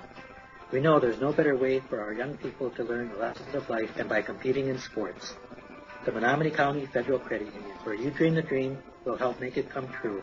With locations in Powers, Kearney, Stevenson, and Menominee. Persons living or working in Marinette and Menominee counties are eligible for membership. Welcome back to Oconto Falls High School, where I'm happy to announce the Marinette Marines are on top, 35-14 at halftime, Kit. Talk about a flurry of points in the last in the waning seconds of the second quarter there by the Marines, and boy, Oconto Falls went to the well a couple times too often. First of all, they tried a little trickery with a option pass that was picked off by Hipke. He had a nice return. The Marines capitalized on that, getting the touchdown. And then with 20 seconds to go, the Panthers decided to throw a bomb right down the middle of the field, and James Jagelski was the only one who could catch it, and he did, and picked it off and took it back almost to the house. He got it in the striking range, and then the Marines, with 3 seconds to go, still have time for one more snap, and there they go, getting James Jagelski in the right corner of the end zone on a fade as the clock was hitting zeros, and plus the Marines would hit the ball to start the third quarter. So you talk about best case scenario. Couldn't get any better than that. We're having some fun tonight. My hand's starting to cramp up, but I'll take it. I hope it continues to do that in the second half. Keep it coming. You got it. Let's go through the scoring summary so far. In the first quarter, it was still a tight game. Oconto Falls struck first at the 7:46 mark. A one-play, 3-yard drive after a turnover. Austin Kowalczyk with a 3-yard touchdown run. The extra point was good. It was now Oconto Falls 7, Marinette nothing. At the 125 mark, Marinette struck. They tied the game at 7 on a 5-play, 16-yard drive. A 2-yard touchdown run by James Jagelski. The extra point was good. That was set up by a 55-yard punt return by Mr. Jagelski. So he's kind of been all over the place tonight. Yeah, he's been doing it all. Juice. At defense, offense, and special teams. At the end of the first quarter, it was 7-7. Tight game. The second quarter started and Marinette answered first at the 5:48 mark. 5 plays, 37 yards. A 37-yard touchdown run by Dalton Weisgerber. The extra point was good. Marinette now led 14-7. At the 4-minute mark, Oconto Falls answered back. A 13-yard touchdown run by quarterback Connor Scray. The extra point was good. It was 14-14. That capped off a 5-play, 54-yard drive for the Panthers. At the here's what you were talking about, Kit. A big flurry right at the end of the first half. At the 1:52 mark, Marinette scored after a 5-play, 49-yard drive on a 14-yard touchdown pass from Luke Johnson to Jonte Webb. The extra point was good. It was now Marinette 21, Oconto Falls 14. At the 21-second mark, Marinette scored again, a 3-play, 39-yard drive, 7-yard touchdown run by James Jagelski. The extra point was good. It was now 27. The extra point was no good. It was now 27-14. Yeah, and that was set up by that interception by Spencer Hipke. And a nice return. That's right. And then at the 0 mark of the first half, a 1-play, 20-yard drive, a 20-yard touchdown pass from Luke Johnson to James Jagelski. The extra point was a 2-point conversion pass from Luke Johnson to Nathan Paris. And the score was now 35-14, and that's where we find ourselves at halftime. Marinette 35, Oconto Falls 14. And big plays in that first half, and some good numbers there for the Marines, and doing it in all phases of the game, defense, offense, and special teams. What you got for some numbers there? For the Marines tonight, they have 120 yards rushing and 79 yards passing. Nice balance. James Jagelski leads the way on the ground. He has 8 carries. Actually, he leads the way in carries, but not in yardage. You'll find out in a second. James Jagelski, 8 carries, 43 yards, and 2 touchdowns. Dalton Weisgerber leads the way in yardage. 4 carries, 52 yards, and 1 big touchdown. And 1 big run there, too. You got it. For the touchdown, yeah. Connor Nelson, 3 carries, 21 yards from the fullback. And the quarterback, Luke Johnson, 2 carries, 4 yards. Luke Johnson in the air. He started off slow, 0 for 4 with 1 interception, but he came on strong towards the end. I think he knew his interview was going to be coming up, so he wanted to put on a good showing. That had to be it. That had to be it. He looked up here at us, I think, and pointed, so that had to be it. He came on strong, 4 for 4 to end the half with 2 touchdowns. At half, he's 4 for 8, 79 yards, and 2 touchdowns. Receiving, Jonte Webb, 3 catches, 59 yards, and 1 score. And James Jagelski with the big score at the end of the half, a 20-yarder. He has 1 catch, 20 yards, and 1 big touchdown. For the Oconto Falls Panthers, they have 120 yards rushing and 37 yards passing. Sam Schroyer, their big explosive running back, has 3 carries for a big goose egg tonight. So Marinette keeping wraps on him. Michael Manns, 2 carries, negative 2 yards for him too. They're trying to get him the ball, but Marinette's doing a good job. The one person who has had a lot of room to run because of that option is the quarterback, Connor Scray. 11 carries, 102 yards, and 1 touchdown. Austin Kowalczyk, their fullback, has 5 carries for 21 yards. Connor Scray in the air has had some trouble tonight. He's 3 for 9, 37 yards, and 2 interceptions. And the interceptions have really done a lot of damage to them, too. Actually, he threw the one because it was Manns. Oh, you're right, yeah. Manns who threw the other one. So we'll get one off of his tally sheet. But the interceptions, Marinette not only got the interceptions, but returned them a long way, and it led to scores for Marinette.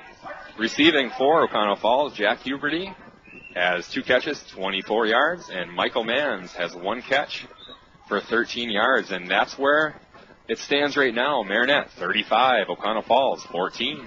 And a couple of other stats here as far as first downs go in the ball game. Oconto Falls actually with more first downs in the first half than Marinette. The Falls with 9, Marinette with 7. And as far as penalties, the Panthers were penalized 4 times for 30 yards, and Marinette 2 times for 20 yards in the first half. Turnovers, we've talked about the turnovers, 2 on the Panthers with a couple of interceptions, as we mentioned, with Hipke and Jagalski, plus the Marines also blocked a punt in there as well. And then Luke Johnson threw an early interception, but otherwise than that, Marinette with just 2 penalties, 1 interception. Not a bad first half at all. And then the way to finish, what more can you say about the last 152? And you know what really, as far as Luke Johnson goes, completing his last 4 passes, and what really opened that up is the ground game, because you had Jagalski started to run, Nelson had a couple of nice runs, and Weisgerber was, actually their leading ground gainer in the first half, as you mentioned.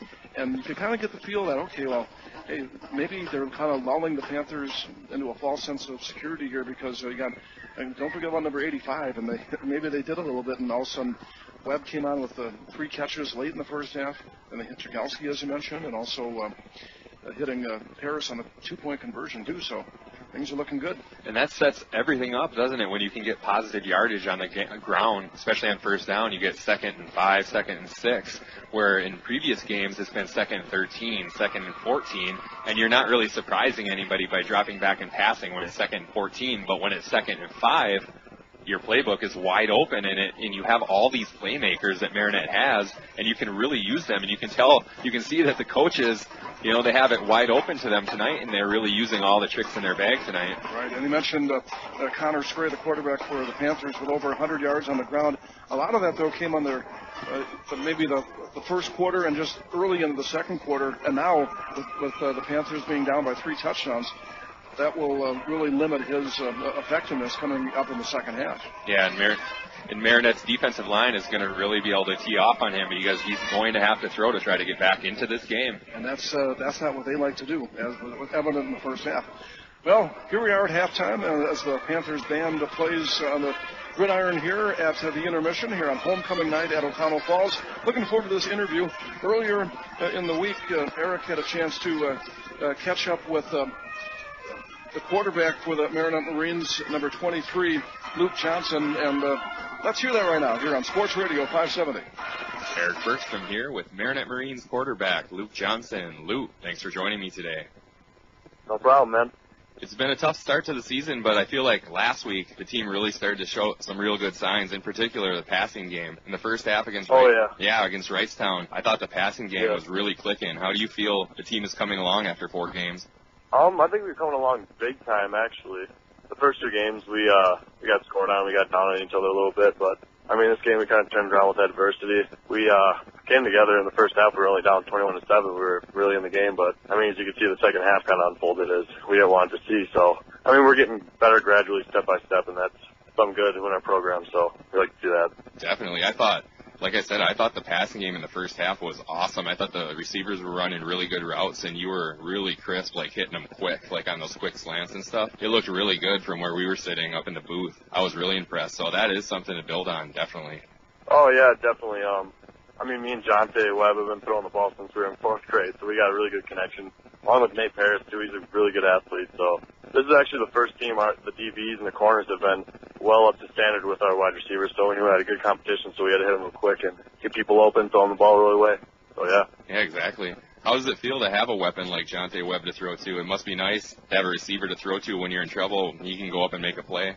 Oh, it's awesome. He's one of my best friends ever since we were little kids too. So we just got that connection.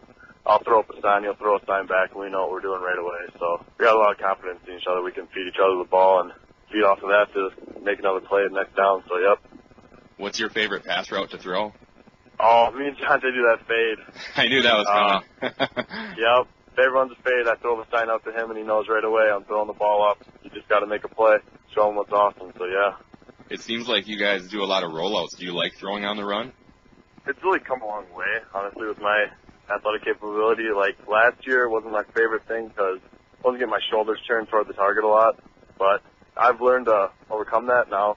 I know I really like it. It's better than just sitting in the pocket because I get anxious to throw the ball. Instead, I'm on the run so I can run, throw it out of bounds real quick, avoid a lot of things that my offensive line might slip up on. So I like it a lot, actually. Do you or your teammates have any pregame superstitions or rituals that you go through before you go out on the field? Actually, I think I'm the most superstitious guy on the team. I always got to wear the same clothes on game day. I got to do the same stuff in the locker room, but it's not really as a team, though, I don't think. I mean, we just put on the music, get ready for the game, and let's go. I heard you're in control of that music, too. Jonte said you're the music Nazi of the team. Oh, yeah. That's what he said. Yeah, everybody looks for me for the music because I got all the music that nobody knows about, so I got the new hits coming out, and everybody likes to get jacked up with my stuff, so. Awesome, so you're the DJ. DJ. To that. What's your favorite thing about high school football? It's got to be the students. I really love college football just because of the student section and the student body just really getting involved with the game. I mean, you don't really see that in the NFL, but high school is just awesome. You got your classmates out in the stands cheering you on. You got your best buds that you've been playing with your whole life. I mean, it's really like a family that you've never seen before, so it's awesome. Like I said, Jonte Webb said you're in control of the music, and last week I talked to James Shigelski, and I asked him who the toughest guy on the team was, and he said it was you. And I asked him why, and he said because of the way you prepare and the way you work, and he said it was like nobody else on the team. How's it feel to know your teammates feel that way about you? I mean, it's great. I mean, I don't look at myself as some superhero tough guy, but hear my teammates think about me like that really gives me a lot of confidence to do what I got to do and show up and perform along with them, too. I mean, everybody's got their attributes, and we all come together as one family. So, I mean, it's great to hear my teammates have my back because I got their backs just as well. Do you consider yourself then a leader on the team, and what kind of responsibilities come along with that? Everybody looks to the quarterback as a leader all the time. I feel the responsibility on my shoulders is really huge, and I just take it as best as I can. My brother grew up being a quarterback, so, I mean, he gave me a lot of advice, and I just feed off of that and the people around me. So it's in your family, huh? Yeah, I guess so. You wear number 23. Why'd you pick that number? I was trying to think of why you may have picked that, and the only thing I could come up with was Michael Jordan, but was there a reason you picked that number? Oh, honestly, no. Actually, for every sport of high school, I picked a new number. I don't really see as a number as a big thing in sports, but I just like to start off the new year fresh with a new number and possibly be better than the last one, so. Is there a quarterback in the NFL that you model your game after? Oh, Aaron Rodgers, of course. Best guy to do it. You got it. So that's your favorite player then? Yeah. What's the funniest thing that's ever happened to you or your teammates during a game? Oh. That's right, a few things.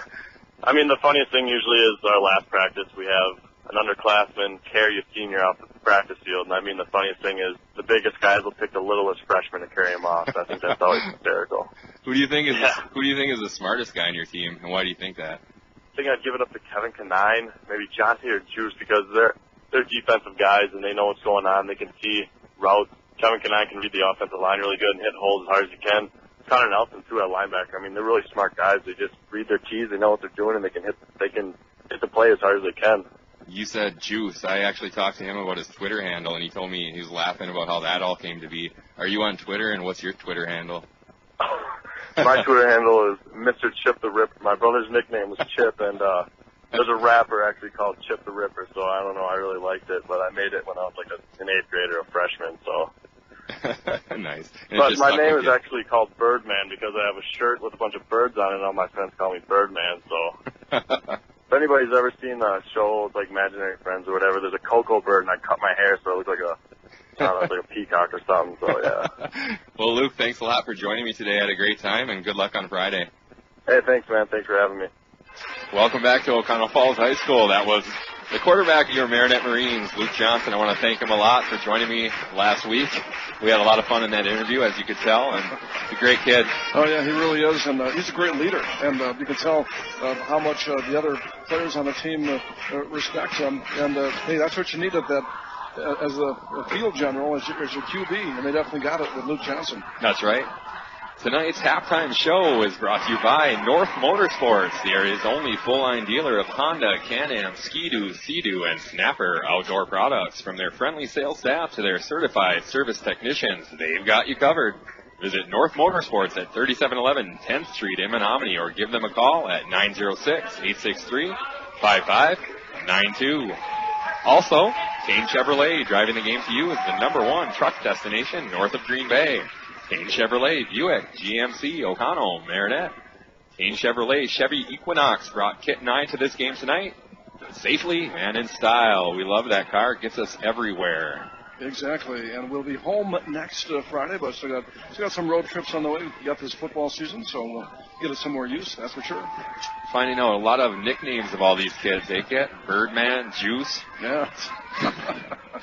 Yeah, and both Birdman and Juice are having big nights so far, and I'm not sure if I'm sure Dante Webb has some kind of a nickname, but he's having a big night as well, and really the whole team. And it appears this was, and it's not over with yet. I mean, it's 35-14 Marinette as we get set to pretty much start the third quarter here pretty soon here. But you can't get complacent now. You got a chance. You get the ball back to start the second half, and Oconto Falls has showed, I guess, for better or for worse, well, in their case, it's been for worse here tonight, that they're not afraid to throw anything against the wall. So you got to be ready for anything from the Panthers. I mean, anything from an onside kick to start the third quarter. Never can tell. That's right. Nothing to lose. And Marinette has not been in this position yet this year of being ahead at halftime and having to play the game out to get the victory. They've been trying to come back all year long, and now they're in a different position. They have to come out, like you said, keep fighting and get this victory. And it was great to see at the end of the first half with the Marines having that killer instinct. I mean, they got 2 touchdowns in the final 20 seconds of the first half, and actually 3 in the final 1:52. They could have been content, and even after Jagelski had the interception, he was thinking score on that interception, and he picked it off around his own 30-35 yard line, and he took it back to about 20-yard line. And fortunately, the Marines didn't run out of time there, because if Jagelski would have went maybe 5 more yards, that would have been the end of the first half, and it would have been a nice return, but no points on the board because of that. Instead, they do get one more play. That's right. And it's nice tonight to be able to see all these playmakers have space to do their thing, because all year we've talked about how they have all these playmakers, but they just haven't had the room this year so far. And tonight, they have the room, and they're showing off what they can do, and it's a great thing to see. And also give credit to the offensive line, too, the Marines' offensive line, a very young old line that has been making some strides as the season has progressed, and we talked about it. It's been a brutal schedule against some top quality teams, not just good teams, but some great teams. I mean, teams like Wrightstown, that's number 2. It was number 2 in the state. You got Menominee, of course, in the M&M game, and Fox County Lutheran has looked really good. Little Chute very strong, and so it's imperative to get the victory here tonight. Boy, to get that monkey off the back, and then you face another one of those real toughies again next week at home with Freedom. But if you get the victory here tonight, that's just going to give you all kinds of confidence heading into next week at Higley Stadium. That's right. You face them feeling real good about yourself, which is a good thing. We're going to take a quick break. We're a couple minutes away from the second half kickoff on Sports Radio 570. Prestige Auto Body and Truck Repair has over 25 years of experience. Make your repairs fast, easy, and worry-free with around-the-clock towing, electronic estimating, early drop-off, pickup, delivery, and the comfort of knowing Prestige Auto Body and Truck Repair is an I-Car Gold Class shop, one of only 25 in the state, located on the corner of Highway 64 and 180 in Marinette. Call 715-732-4544. That's 715-732-4544 to get your estimate today. Prestige Auto Body and Truck Repair. They take the worry out of your collision repair.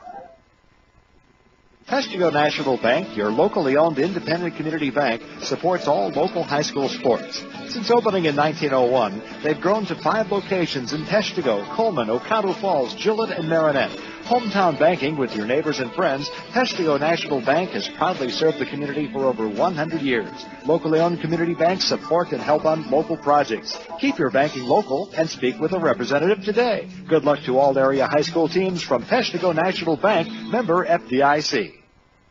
Here at PCM Credit Union, we are one of the few employee-based credit unions left in Wisconsin that provides a unique club-like atmosphere for its membership. We serve the employees of select companies and their families. We choose to remain this way so that we can do more and provide more financial options for our members' owners. We're now located right in your community. Come visit us at 1740 Stevenson Street in Marinette to find out the benefits you could receive by becoming a member owner of PCMCU. Or to learn how you may join, visit PCMCU.com. We're people caring more, investing in you, growing together. Membership eligibility required. Equal housing opportunity member NCUA.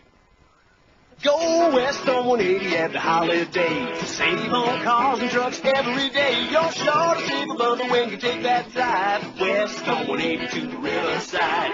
You get to the roundabout, make sure you yield. Don't go straight, cause it's all cornfields. Just turn left when you see that sign. Come on in to the riverside. We'll find what you're looking for. Just show up at our front door. Chrysler, Dodge, Jeep, and Ram trucks. No overhead seats, you big bucks. Come take a ride if you dare. Out with cows in the country air. Save big money on your next ride when you see your friends at Riverside. From the West Big 64 until you get to our front door in Marinette. You're sure to save money when you take that drive. One way or another, get to Riverside. One way or another, get to Riverside.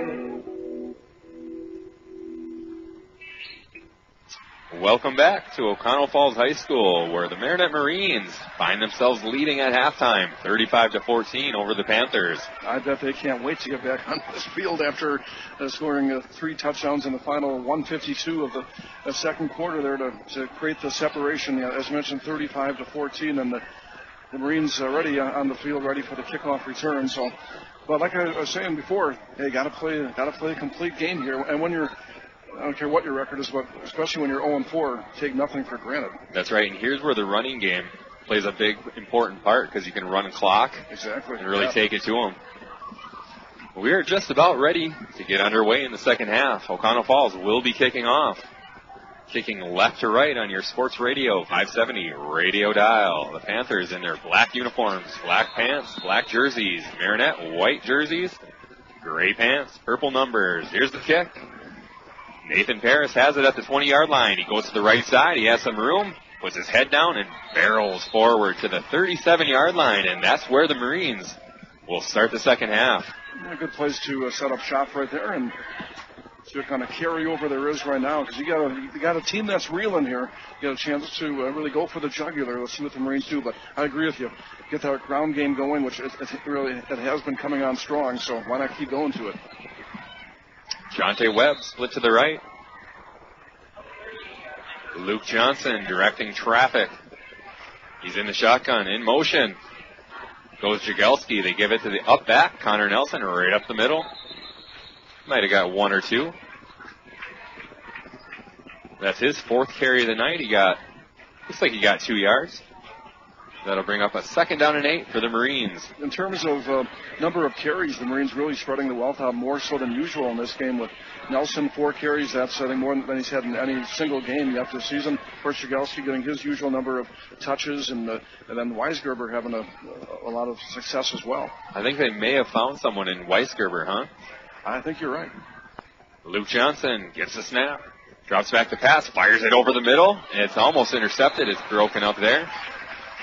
Nice job by Aaron Kurth. Nathan Paris was open, but Kurth came through and knocked it away. That's a quick little Luke faked the run and then didn't drop back very far at all, and then tried to hit the slant to Paris, and well covered by the Panthers. 11 minutes, 12 seconds left in the third quarter. Marinette 35, Oconto Falls 14. It's 3rd down and 8 for the Marines at their own 40-yard line. Jonte Webb splits to the right. Everybody else in tight in the wing tee. Luke Johnson drops back. He's looking for Webb. Webb has the ball. He bobbles it. Did he bring it home? Incomplete, and it was right at the sticks, too. And unfortunately, Jonte, the usually sure-handed receiver, just couldn't control that one.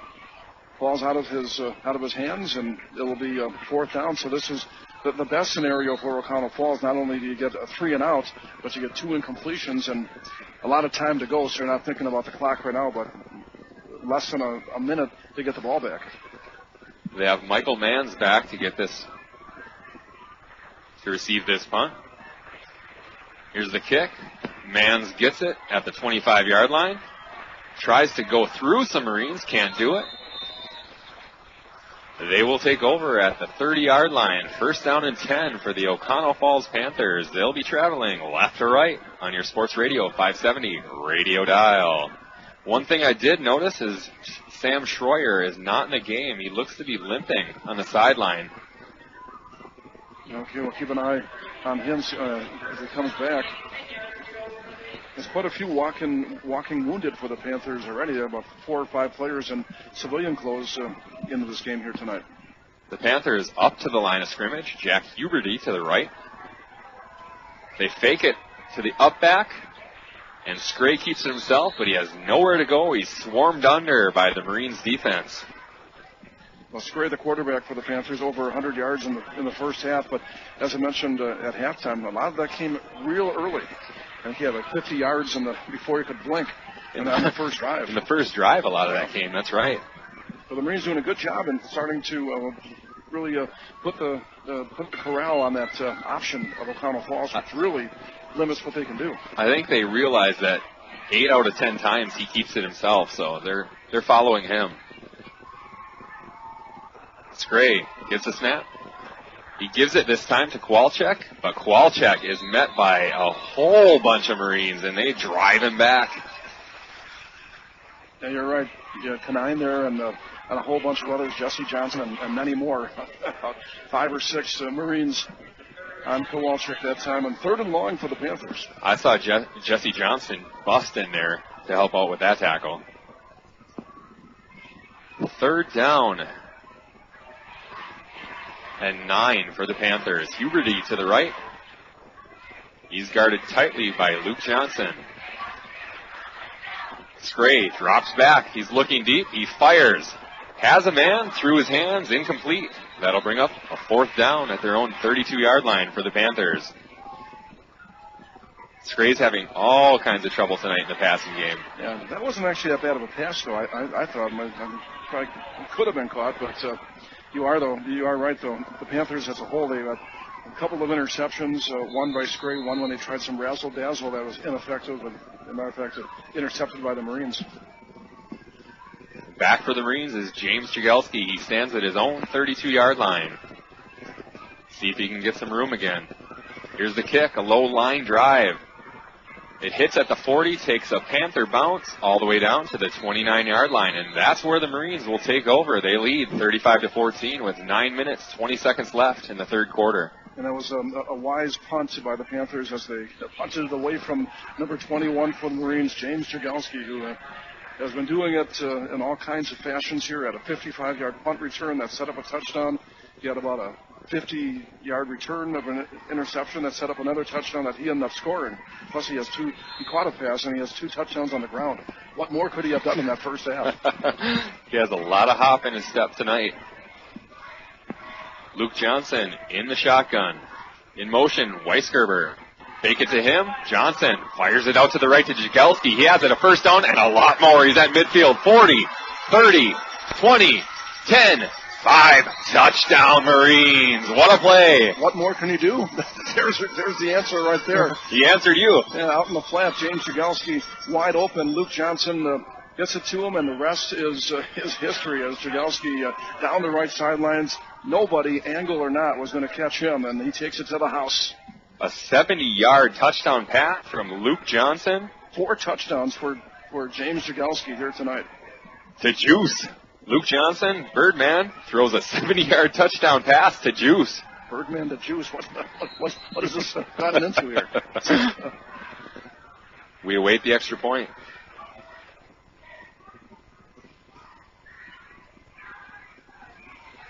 The kick is up. And the kick is good. Marinette, 42. Oconto Falls, 14. Kit and I will be right back on Sports Radio 570. Looking for a credit union that truly cares about you and the community you live in? Then you ought to stop and see the folks at Bayshore Credit Union. Membership is open to anyone living or working in Marinette, Menominee, and Oconto counties. Whether it's everyday banking, a new auto loan, new mortgage, even a consolidation loan, they can help. And it's never too early to start establishing good credit. Bayshore Credit Union, located at 1514 Cleveland Avenue, Marinette. They're looking forward to meeting you. Welcome back to Oconto Falls High School, where Marinette strikes again. This time it's a 70-yard touchdown pass from Luke Johnson to James Jagelski. The extra point's good, and Marinette now leads 42-14. Wow. Yeah, and last week Oconto Falls had their first win. I think it was like 42-13, and here you got Marinette. Just the reverse of that now, on top of Oconto Falls, but with a similar score. And this game was at one point 14-14, and actually the Panthers had the lead for a while there, but Marinette has erupted here and come back very strong, to say the least. Luke Johnson now has 149 yards passing with 3 touchdowns. James Jagelski has 100. What does he have? He has 90 yards receiving now with 2 touchdowns. He has 2 receptions and 2 touchdowns. Plus he has 2 touchdowns on the ground. He has a 55-yard punt return and a long interception return, too. Wow. Just doing everything tonight. Garrett Walloway gets ready to kick off. Here's a kick. Nice kick. All the way to the 10-yard line. Michael Mann's right up the middle, and he's met hard by Connor Nelson and all his boys. No room there. Now, so much for the Marines letting up. They're not doing that at all. If anything, they seem like they're getting even more. I think they're starting to realize they might be able to taste their first victory of the season here in just a little bit. That's right, and that's where all that hard work is starting to pay off, and maybe they'll get that taste tonight. 9 minutes left in the third quarter. Marinette 42, Oconto Falls 14. 1st and 10 from the 30-yard line for Oconto Falls. Connor Scray underneath center. He pitches it to Kowalczyk. Nothing doing, actually. It was Michael Manns that he pitched it to, and nothing doing there. It was tripped up in the backfield. He lost a yard. Connor Nelson with a great open field tackle. They look good tonight. We talked about James Jagelski being great at the form tackle, but Connor Nelson is no slouch either. On the linebacker position, he does a super job. Excellent technique. They had a hard time with that option in the first few series, but they've really figured it out now the last couple quarters. Oconto Falls has 2 receivers to the left. Marinette only had 1 defender over there, so Marinette has to take a timeout. They take their first timeout of the second half. That was a disaster waiting to happen, and Coach Walter stops it immediately before it happens. The Panthers split 2 receivers to the left, and Marinette had only Luke Johnson out there. So they had to take their timeout, otherwise it was going to be a huge play. How about this game for James Jagelski? My goodness, 4 touchdowns, 43 yards on the ground, 90 yards through the air, 2 touchdowns each way, rushing and receiving. Well, that's the thing that James gives you. He's so explosive, but not only, like I said, not only on offense, but in so many facets of the game. And even on defense, he's such a sure tackler and sure hands. He has an interception here this evening, and then mention the return game as well, whether the kickoff returns or punt returns. So just a complete football player. It's nice to see him be able to do his thing, too. 8 minutes, 20 seconds left in the third quarter. Marinette 42, Oconto Falls 14. Yeah, most every game he's given us like 1 or 2 explosive plays, won about 5 or 6 here tonight. In motion, Michael Verveldi. They throw to the left, and it's almost intercepted by Spencer Hipke. He jumped the route, and if he would have got that, it would have been another touchdown for the Marines, but instead he just knocks it down. Yeah, right around the 20-yard line. Yeah, Hipke already with a pick here tonight. Almost had a second right there. He saw that coming immediately. He jumped from his safety position and ran, and if he would have got it, like I said, it would have been a touchdown. 3rd down and 13 for the Panthers. It's going from bad to worse for the Panthers right now. Connor Scray has missed on his last 5 passes, including 2 interceptions. Actually, 1 interception. They have 3 receivers split. Scray drops back. He's under pressure, looks to run, and he's sacked. Marinette takes him down. And it was Tyler Olson who did the honors there. Yeah, big Tyler Olson just smothered him after the quarterback, Scray, tried to step up in the pocket. Big sack again for the Marines. 4th down for the Panthers. They'll have to punt. Let's see if James Jagelski goes back. 4th down and 15. Right now, Marinette has nobody back, and there goes James. Now he's back. He's going to stand at his own 35-yard line and await this kick. There's the kick. They kick away from him all the way to the other side of the field. It hits at the 45-yard line, takes a Panther bounce, and Marinette will start at their own 39-yard line. They wanted nothing on that kick. Yeah, too little, too late, though, perhaps, for Oconto Falls. Right. But that is the last 2 punts. They've done the wise thing here in this game tonight. That's get away as far away as possible from number 21 for the Marines. He's looking for one more touchdown. That'll give him 5 on it. One for each finger on his hand. Marinette, 1st and 10 at their own 39-yard line, traveling right to left on your sports radio, 570 radio dial. In motion goes Jagelski. They fake it to him, and they give it to the up back, Connor Nelson. Rolls forward for 2 yards. It'll be 2nd down and 8 for the Marines with 7 minutes, 10 seconds left in the third quarter. Yeah, Connor getting some tough yards inside and keep that defense honest and try to keep that clock rolling, too. He has 5 carries tonight. They're spreading it around on the ground. Jonte Webb split left. They hand it off to Jagelski this time, and he cuts it back inside, and he gains about 3 or 4 yards. Good play there. Yeah, workable 3rd down now up to the 46-yard line, so they got 3rd and 4 coming up for the Marines.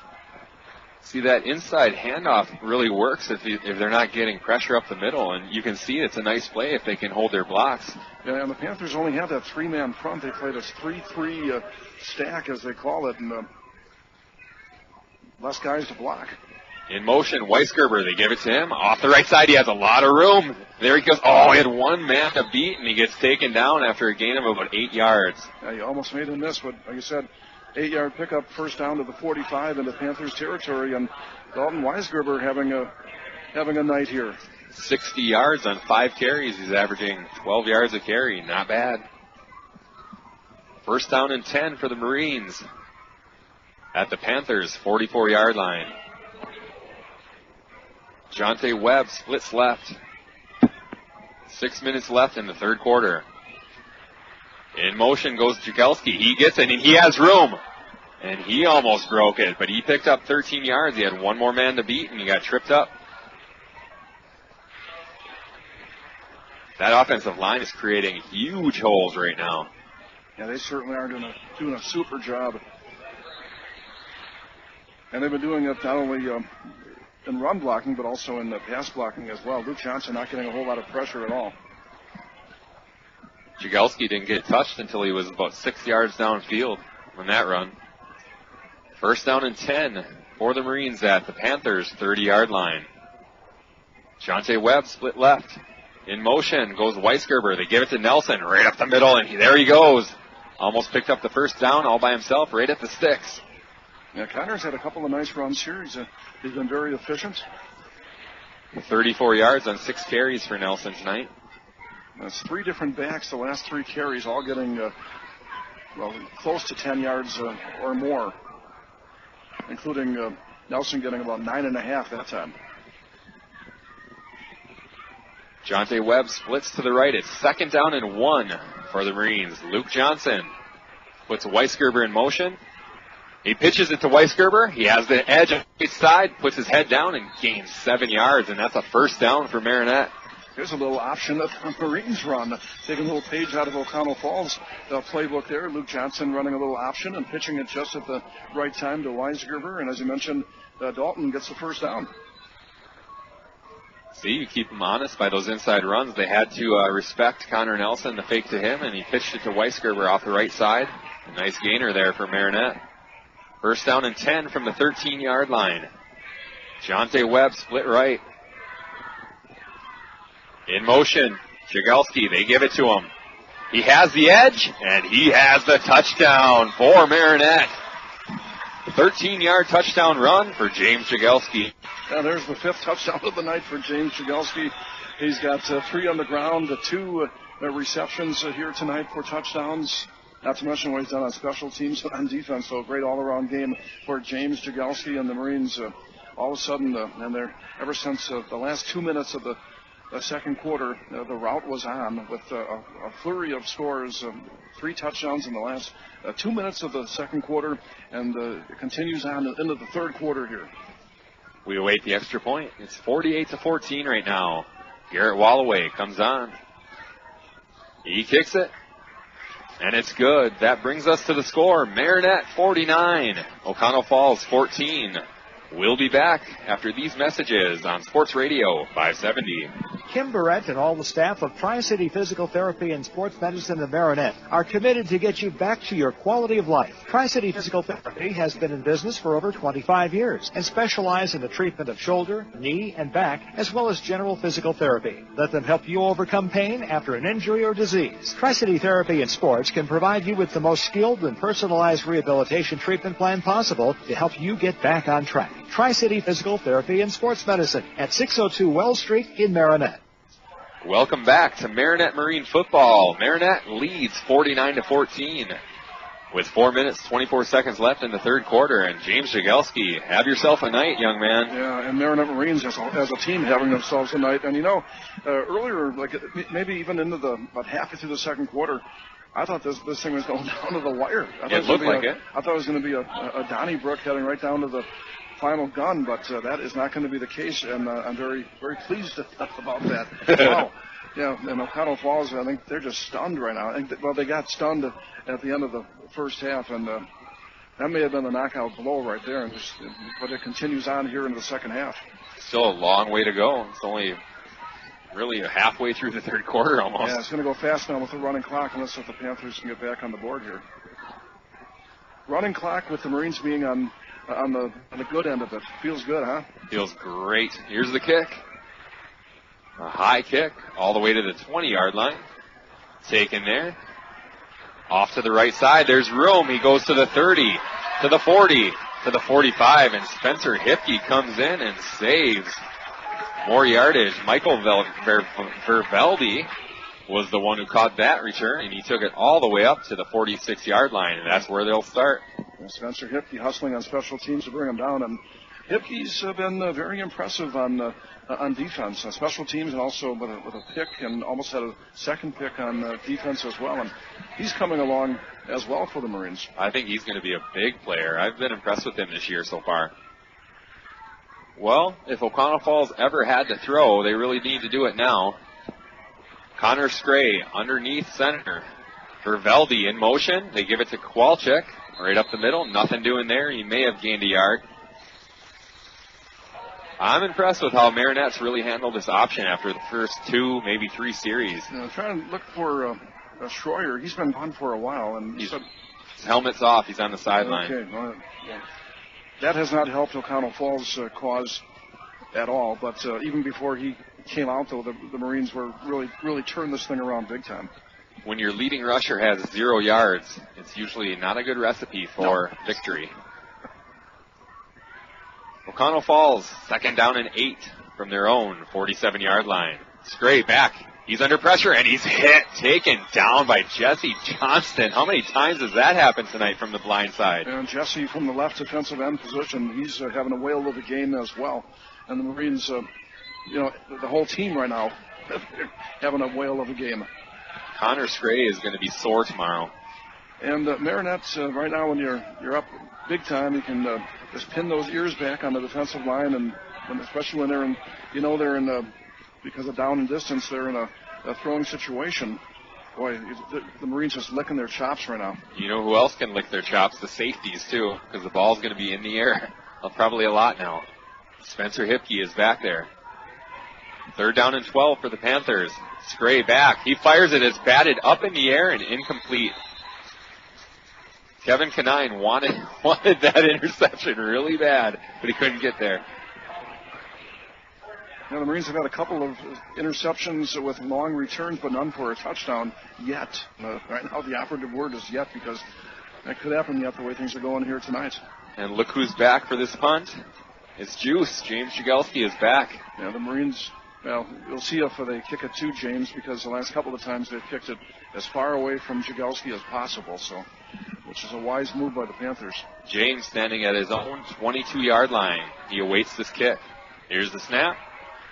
There's the kick, and it's off the side of his foot. It hits at the 45-yard line, bounces. Marinette lets it. They don't try to get it.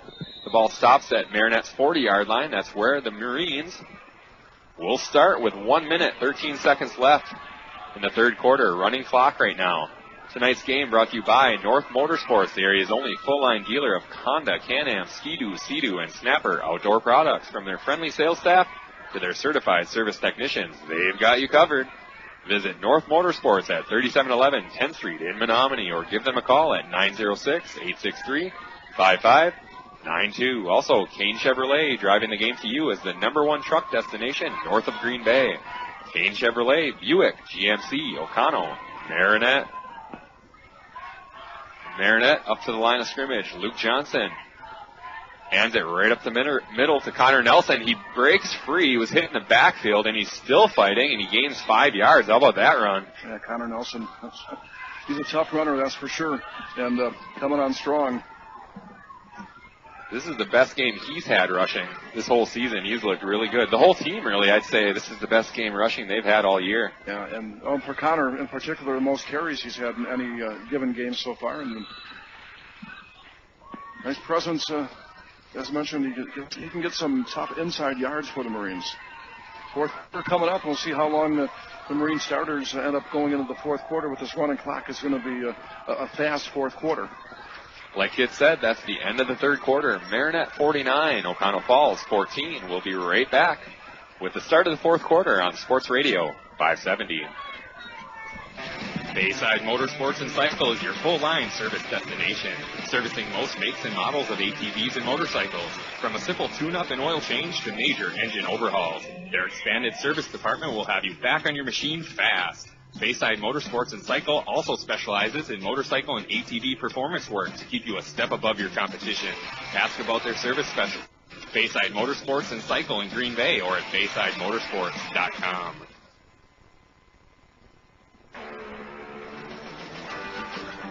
Where can you go to get a bite to eat before or after the game?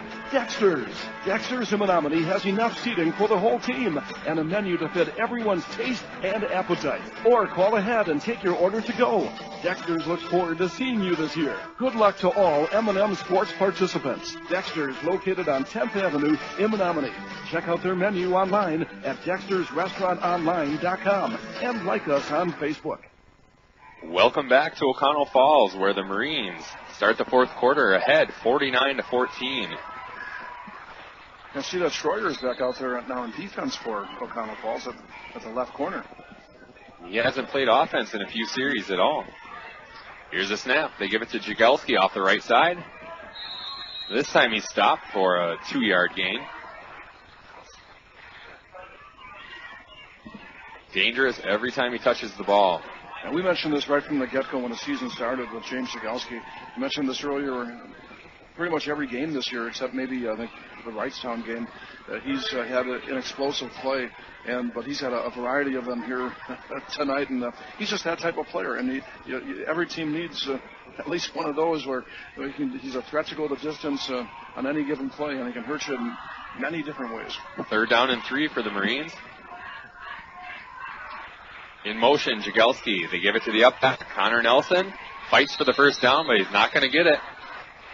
He may have gotten a yard. That'll bring up 4th down and 2, and the punt team comes on for the Marines. Just play it safe now. No reason to go for this. Yeah, plus they don't want to rub it in. Not at all.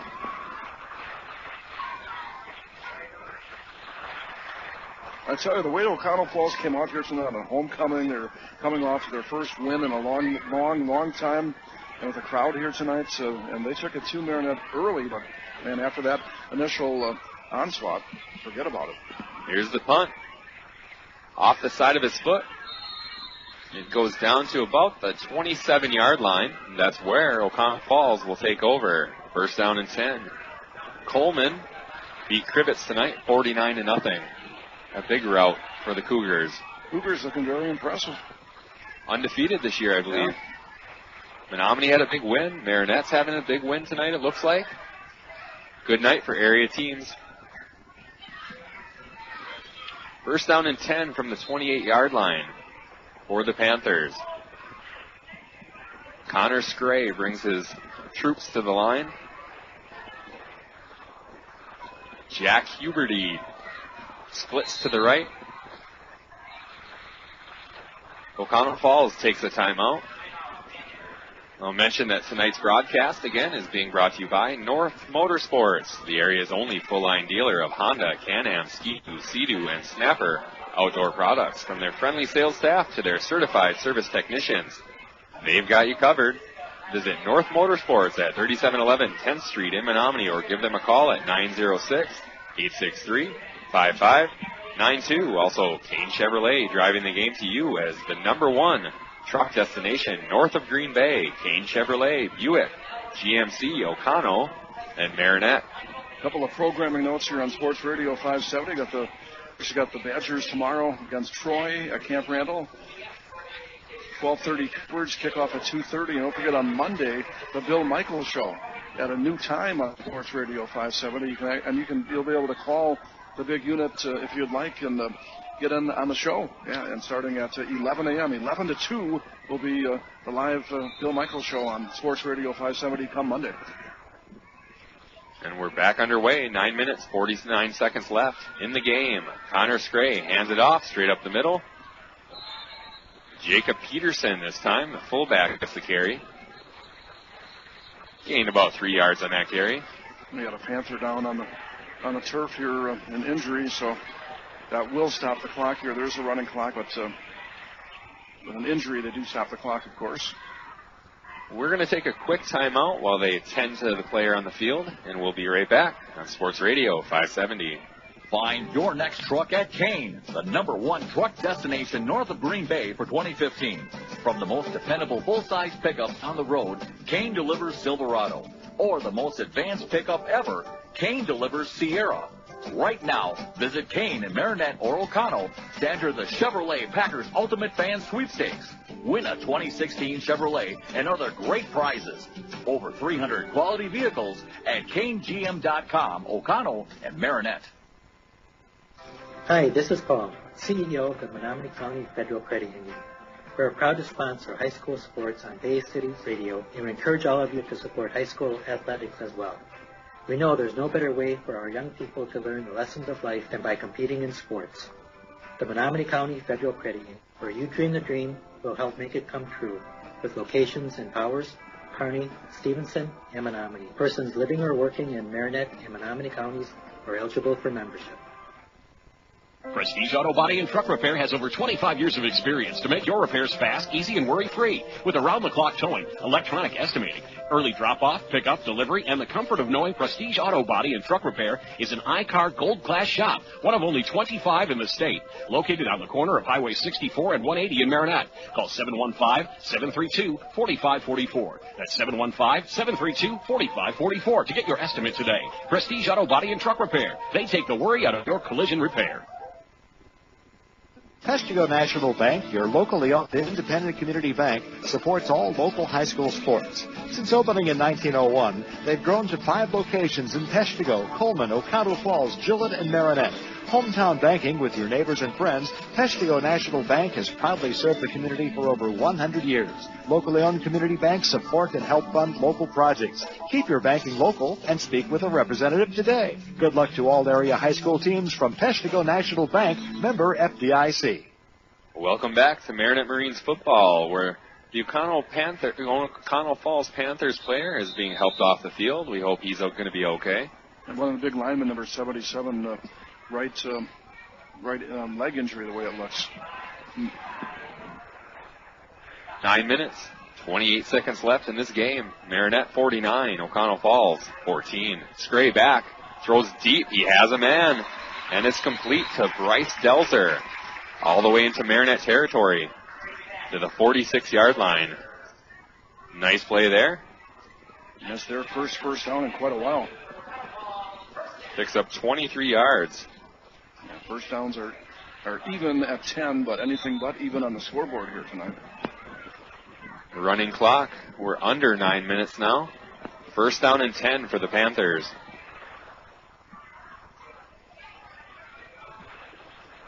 Connor Scray takes the ball. He pitches it side to Mans, and Mans is hit immediately by Matt Bell. Big play there in the backfield. And I stop, and the Marines, they got some new players in on defense here. And some of the quite a few of the starters are going to get the rest of the night off the way it looks. Well deserved. Exactly, yeah. 49-14 here in the fourth quarter, and the Marines finally about to taste victory for the first time here in this 2015 season. Second down and 12 for Oconto Falls. Jack Huberty split to the left. Connor Scray underneath center. In motion, Mans. We have a penalty flag. Yeah, that play never counted. Doomed from the start, that play was.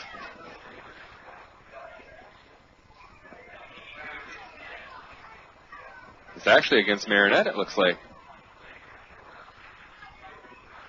Offsides, I believe. A neutral zone infraction against the Marines. 3 penalties for 25 yards against Marinette here tonight. How many penalties do the Panthers have? I got them 4 for 30, so not a lot tonight. No. Big thing has been the turnovers, though. A couple of interceptions thrown by Oconto Falls, plus that block punts as well. Here's a snap. They pitch it to Mans out the left side. He has the corner, and he has the first down, 12 yards. Plus, the Panthers also gave up a big punt return, which, of course, isn't a turnover, but certainly turns the field over. That was a nice play. That was the first time he found any room tonight. They'll have a first down at Marinette's 30-yard line. Under 7 minutes left in this ball game. Marinette 49, Oconto Falls 14. Huberty to the right. Bryce Delzer to the left. Here's the snap. Walczek, they fake it to him. Scray keeps it himself, and he picks up 3 yards off the left side. The way that Scray began this game, I thought he was going to have about 400 yards rushing. He had 100 before he could have 50 on the first drive, and then he had over 100 at halftime. It looked that way. It definitely did. He had over 100 about maybe a couple minutes into the second quarter, actually. 6 minutes, 13 seconds left in this ball game. In motion, Mans. They pitch it to him. He loses the ball, but dives back on it. He wanted to run with it before he had it, and luckily for him, he pounced back on it, but going to lose a couple of yards right back to the original line of scrimmage. That'll bring up a third down and 10 for the Panthers. In Marinette territory. At the 30-yard line. 5 minutes, 44 seconds left in this ball game. Marinette 49. Oconto Falls 14. Feels good to say that. Feels good to hear you say that. I'll do my best the rest of the year. Here's the handoff. Scray keeps it himself. He has the corner. He has the first down and more. And he's heading towards the end zone. He's brought down at about the 6-yard line. 24-yard gain. That's the first time since maybe the early second quarter that he's broken free. Yeah. 12 first downs for the Panthers, and Scray's going to have some really good numbers running the football here tonight.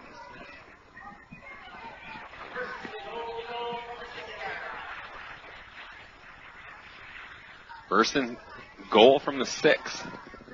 Here's the snap. Up the middle to Kowalczyk. He fights, but he can only get a couple yards.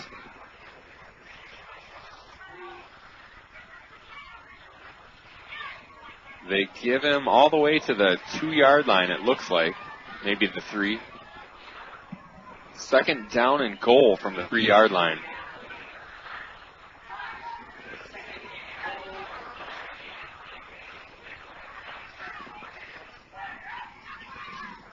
Four minutes, 15 seconds left. There's Scray. He fakes it, takes it himself, and he takes it into the end zone. A 3-yard touchdown run for Connor Scray, and there goes that cannon yet again.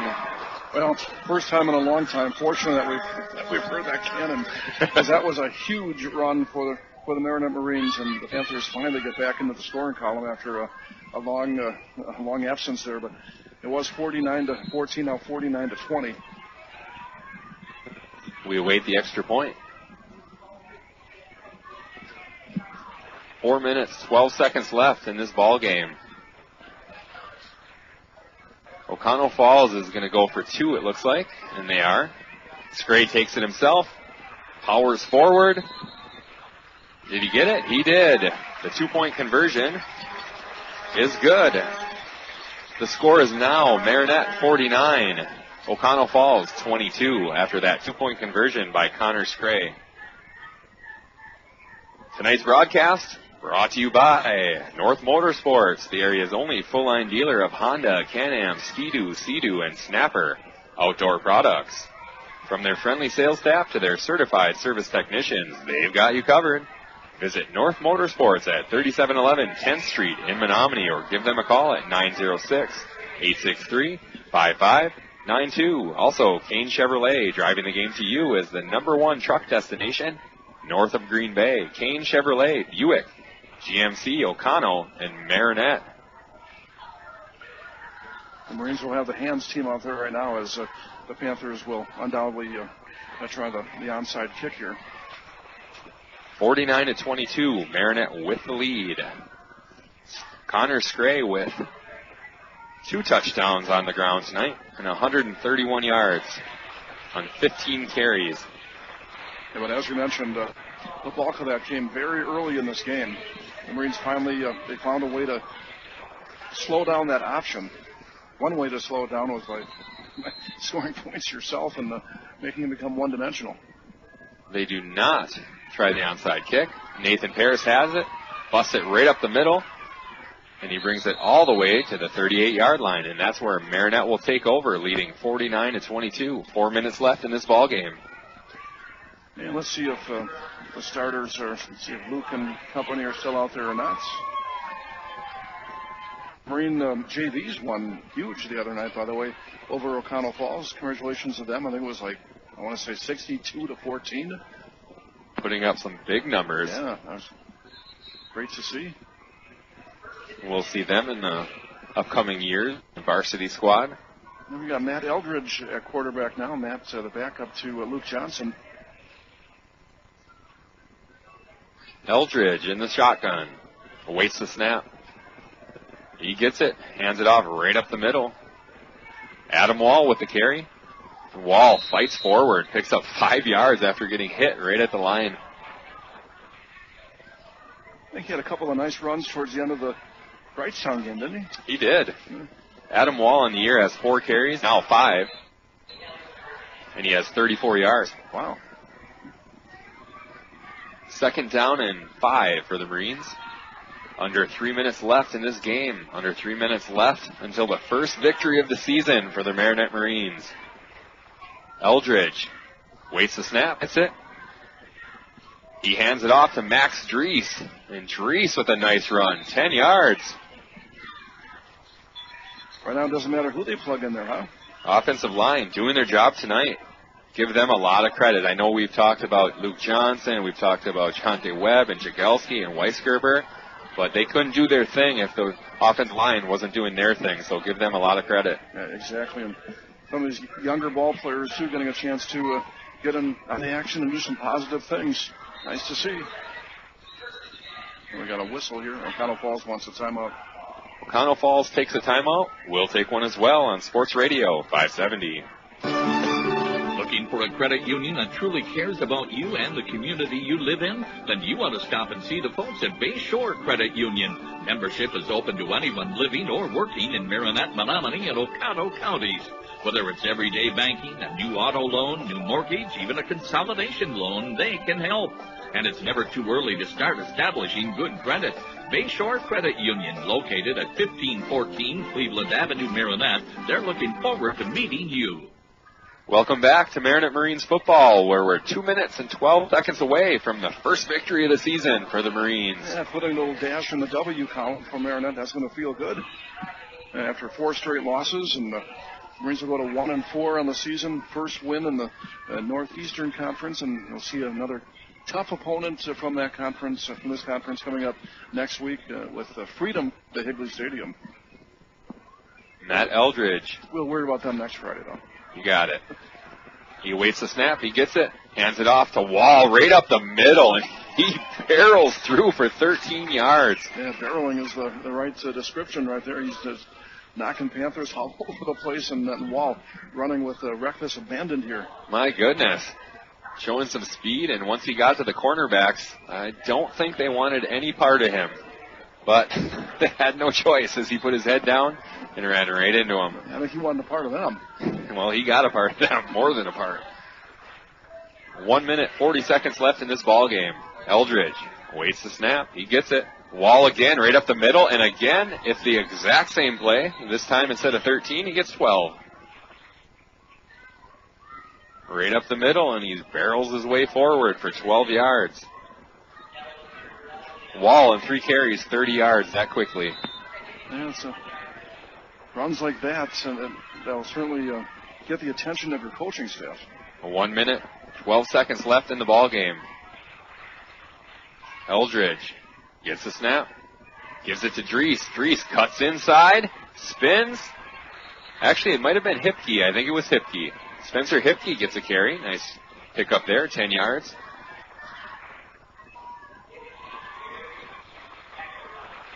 The 0 looked like an 8 to me for a second there. 28 is Drees, 20 is Hipke. 42 seconds left in this ball game. Here's the snap. This time it's Drees. He goes up the middle. Not much doing there, maybe a yard. 30 seconds left. 49-22, Marinette with the lead.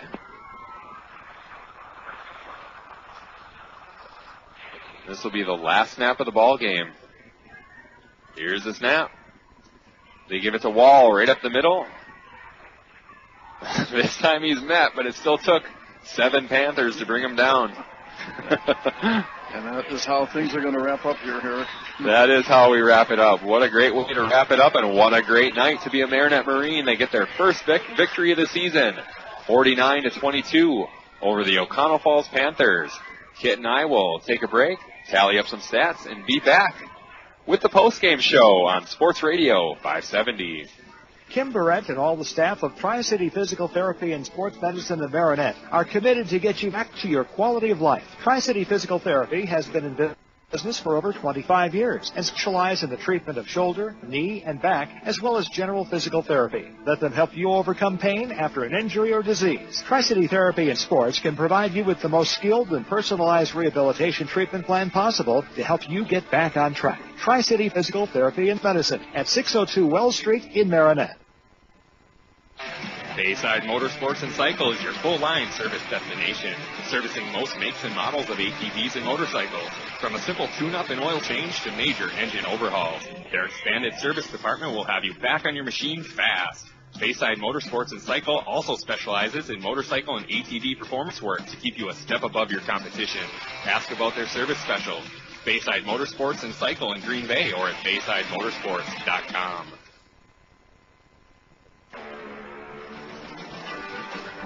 Where can you go to get a bite to eat before or after the game? Dexter's. Dexter's in Menominee has enough seating for the whole team and a menu to fit everyone's taste and appetite. Or call ahead and take your order to go. Dexter's looks forward to seeing you this year. Good luck to all M&M Sports participants. Dexter's, located on 10th Avenue in Menominee.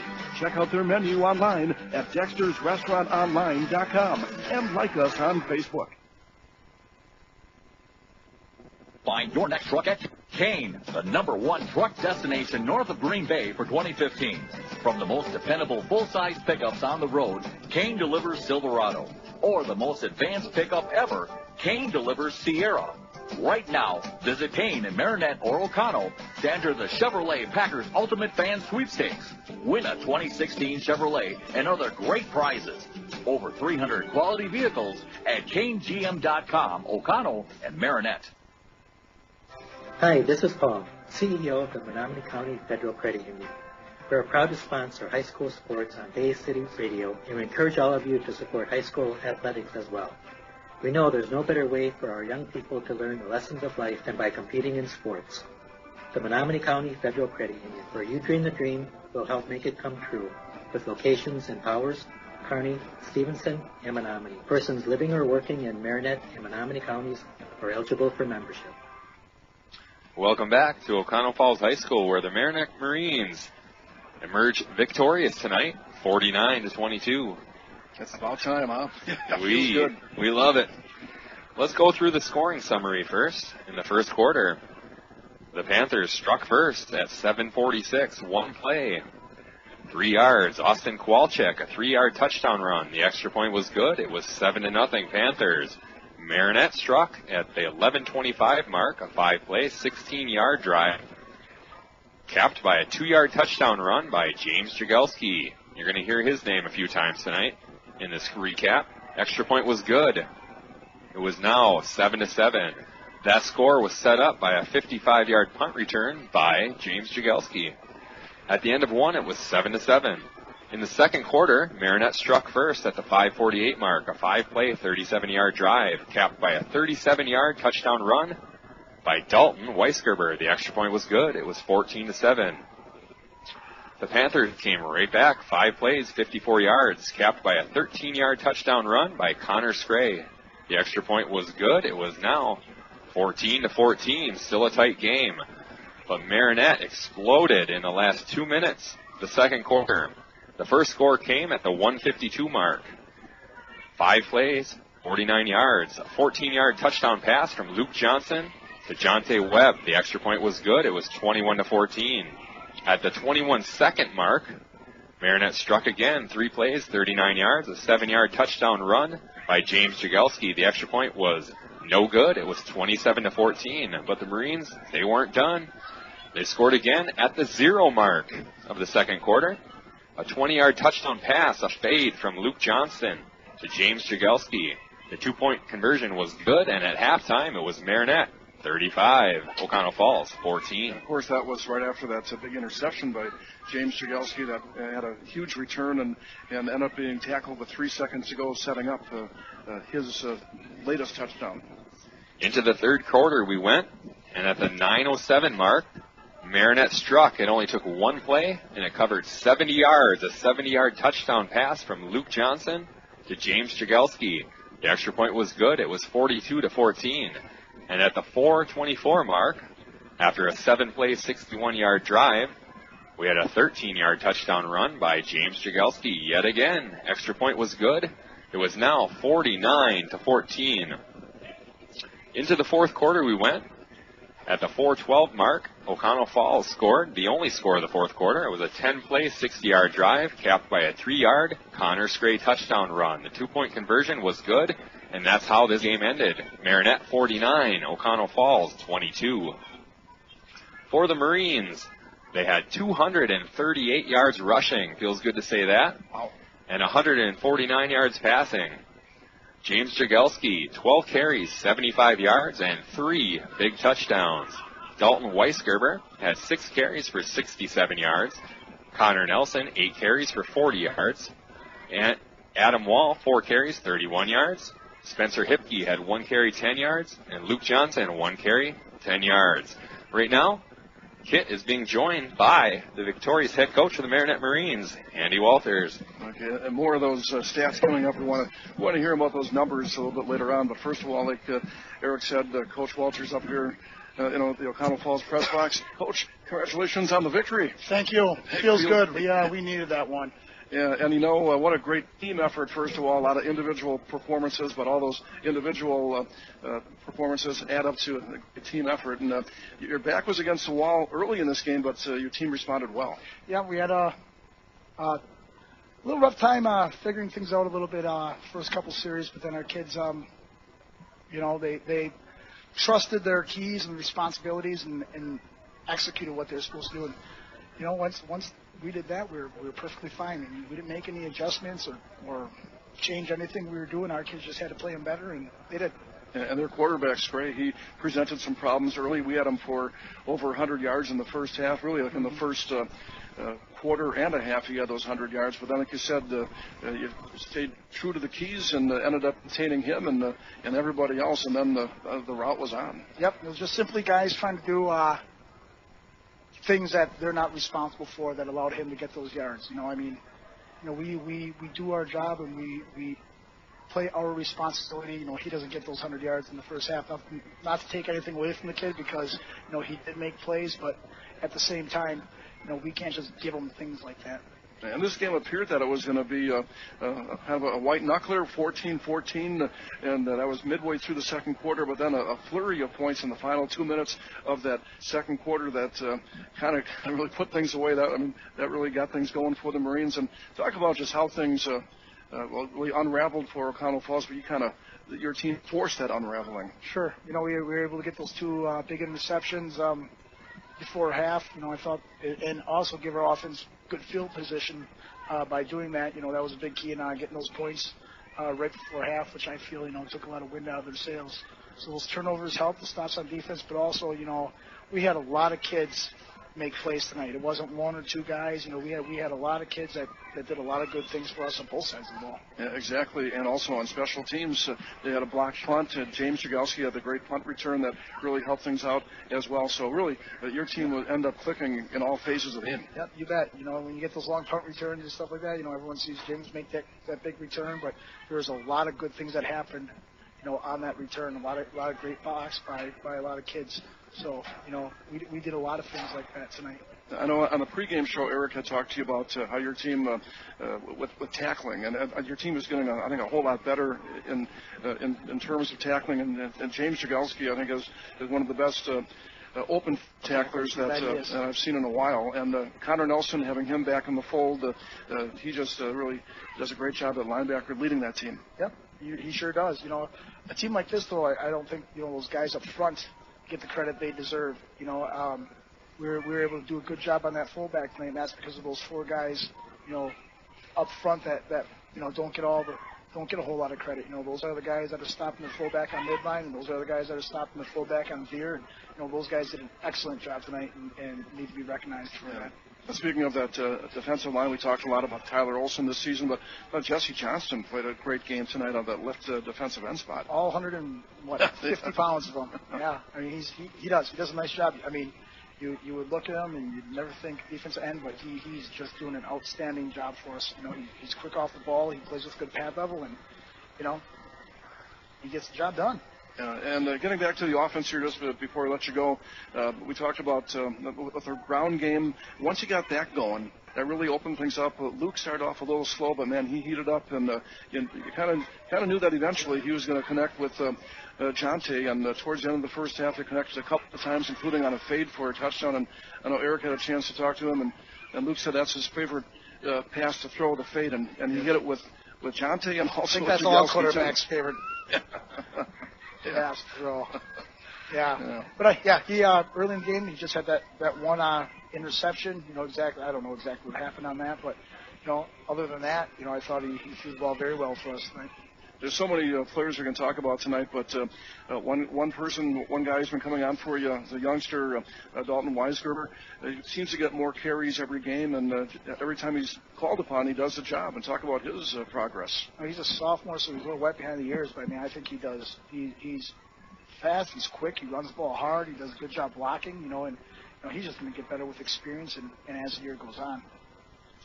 Coach Walters, your first win in the Northeastern Conference. Finally get that victory. Finally.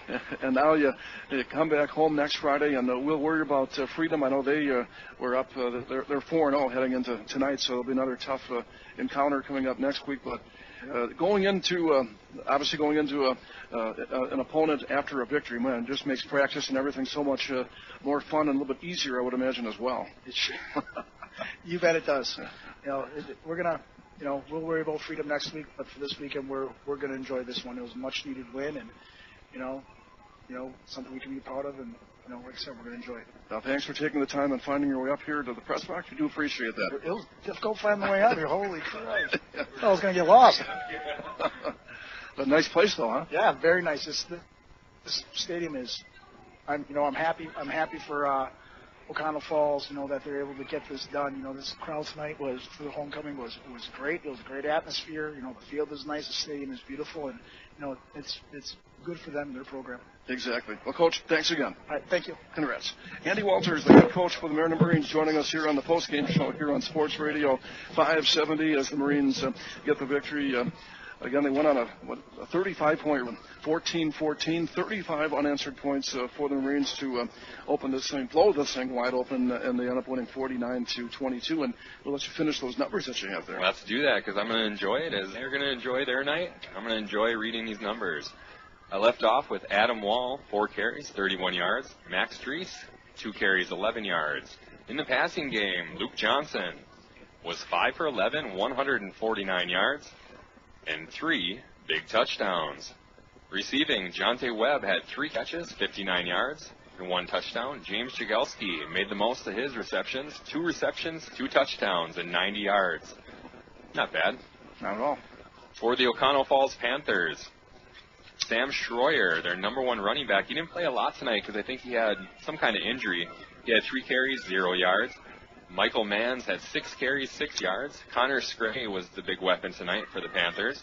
He had 15 carries, 131 yards, and 2 touchdowns. Austin Kowalczyk had 8 carries for 24 yards. They had 164 yards rushing, 131 by their quarterback. Connor Scray, passing tonight, was 4 of 13, 60 yards, and 2 interceptions. Receiving, Bryce Delzer had 1 reception, 23 yards. Jack Huberty, 1 reception, 24 yards. And Michael Manns, 1 reception for 13 yards. And that's where this game ended. Marinette 49, Oconto Falls 22. Unofficially first downs, Marinette 13, Oconto Falls 12. And Marinette penalized 3 times for 25 yards. Oconto Falls 4 for 30 unofficially. And a couple of turnovers, as you mentioned, Panthers 2 picks there, and that they threw 2 interceptions, and Marinette with the 1 interception that was thrown. So all in all, just a great night for the Marines. And and the way, like Coach Walters said, you start off with the homecoming, and they're playing at this new field, second game at their brand new complex here, and there's a lot of energy here, and a lot of it was in the direction of Oconto Falls, and they struck first, but Marinette answered and kind of weathered the storm, and then they ended up just rolling over the Panthers. Rolling over, that's an understatement. They really showed everything they can be, and we saw glimpses of that throughout the season, but we saw it sort of all unfold tonight, what can happen when their offense has time and when their defense is attacking, staying in their lanes and not missing assignments. You can really see what they can do and what they can be. All right, back home next Friday. Going to be fun with our first look at Freedom in the Northeastern Conference coming to Higley Stadium. That's right. Well, that will do it for tonight. The Marinette Marines victorious 49-22 over the Oconto Falls Panthers. For Kit Donaldson, I'm Eric Bergstrom. Thank you so much for listening. Have a great night and a great weekend.